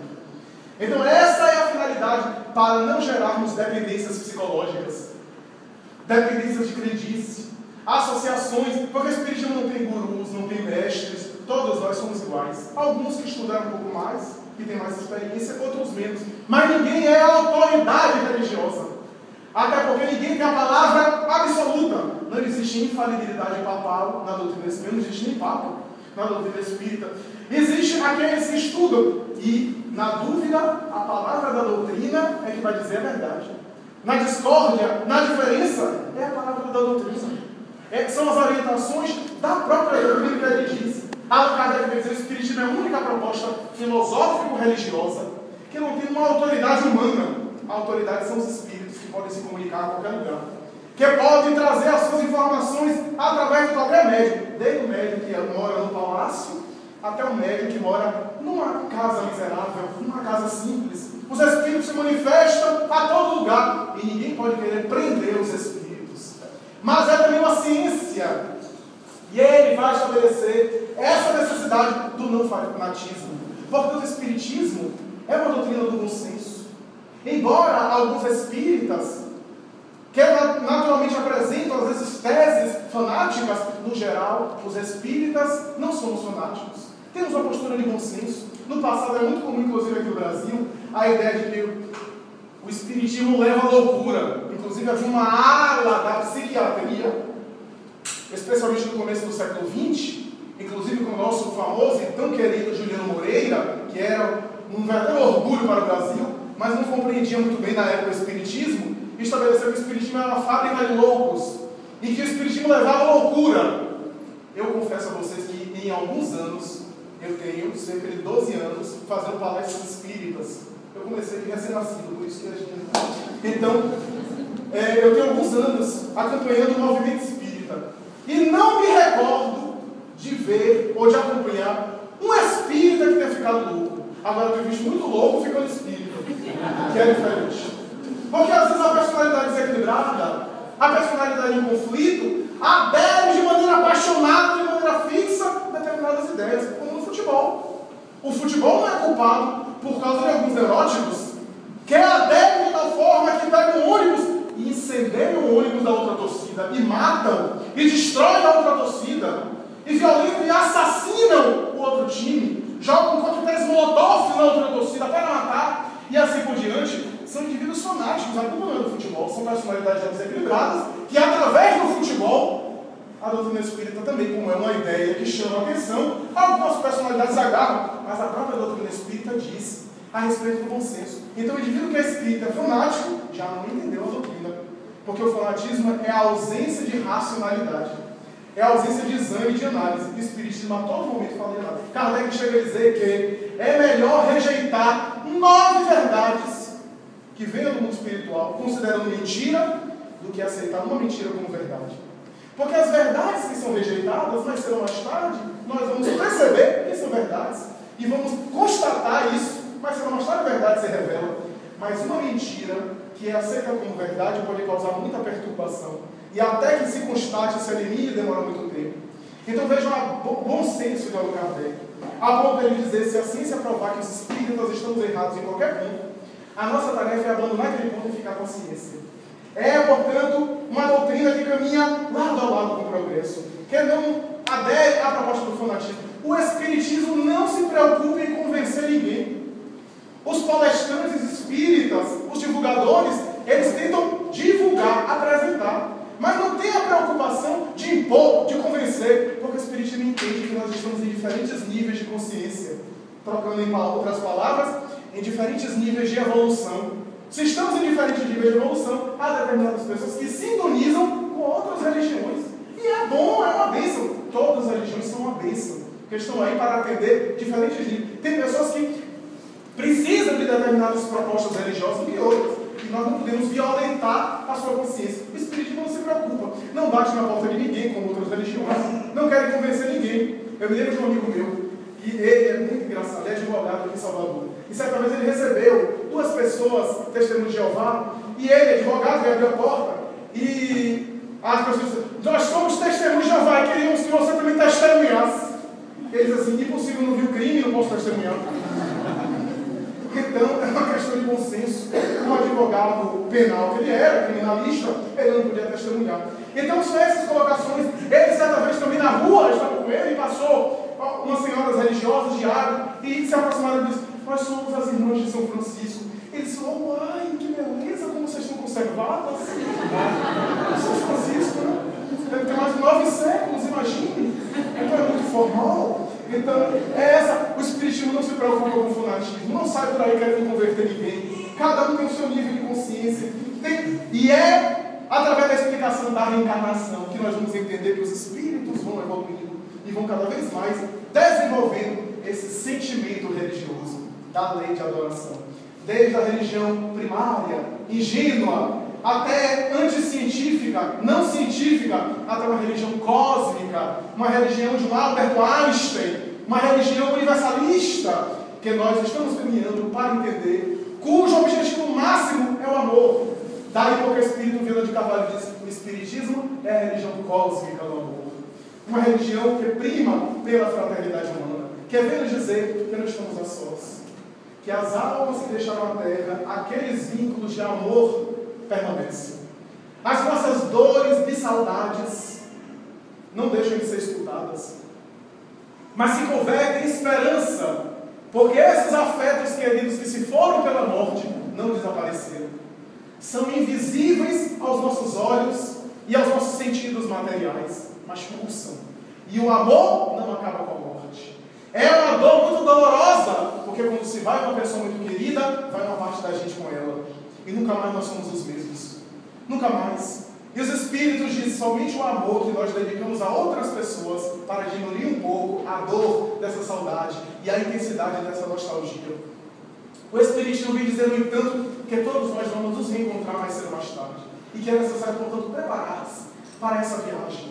Através do exercício mental, do exercício comportamental, do bem, da ação caridosa, da ação de tolerância. Quando falamos em caridade, fora da qual não há salvação, como diz o Evangelho segundo o Espiritismo, não é apenas a caridade da doação desse ou daquele material, não é apenas sairmos na rua, com alimentação ou com medicamentos para os necessitados, mas a caridade da tolerância, a caridade do perdão, a caridade daquela pessoa que pensa diferente de nós.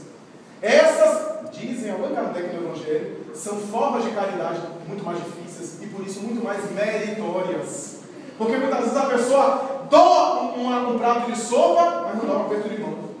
A pessoa doa um agasalho, uma comida, um alimento, mas não dá o perdão.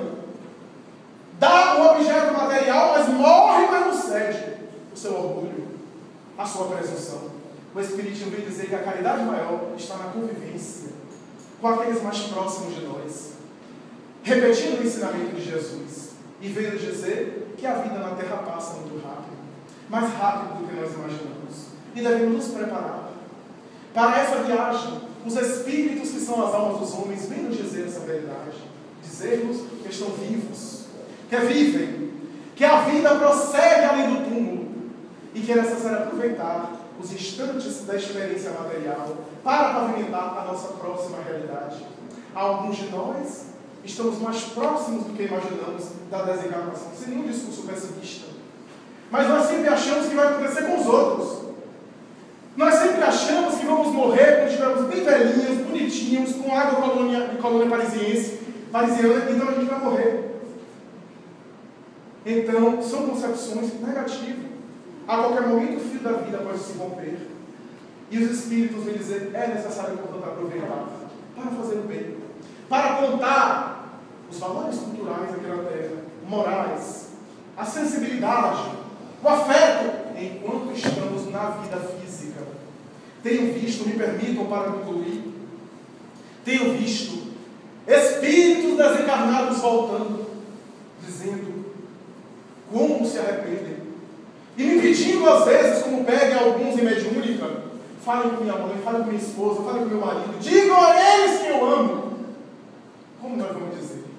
Às vezes não sabemos o endereço, às vezes o Espírito até dá, mas como vamos fazer isso? Os bons Espíritos não recomendam, não orientam esse tipo de coisa. Porque como vamos agora interromper, às vezes, uma pessoa que tem outra realidade e que não vai aceitar aquela colocação, às vezes não vai interpretar bem. São raros os casos que nós tomamos uma atitude para fazer algo nesse sentido. Porque o fio da vida já se esgotou. Tiveram a oportunidade aqui na terra de dizer à pessoa que ama que como é importante para elas, mas orgulho, a vaidade, as brigas domésticas, as discussões infindáveis, os campeonatos de vaidade, o discordar, apenas discordar, e depois de desencarnação, não tem mais jeito, só uma próxima oportunidade.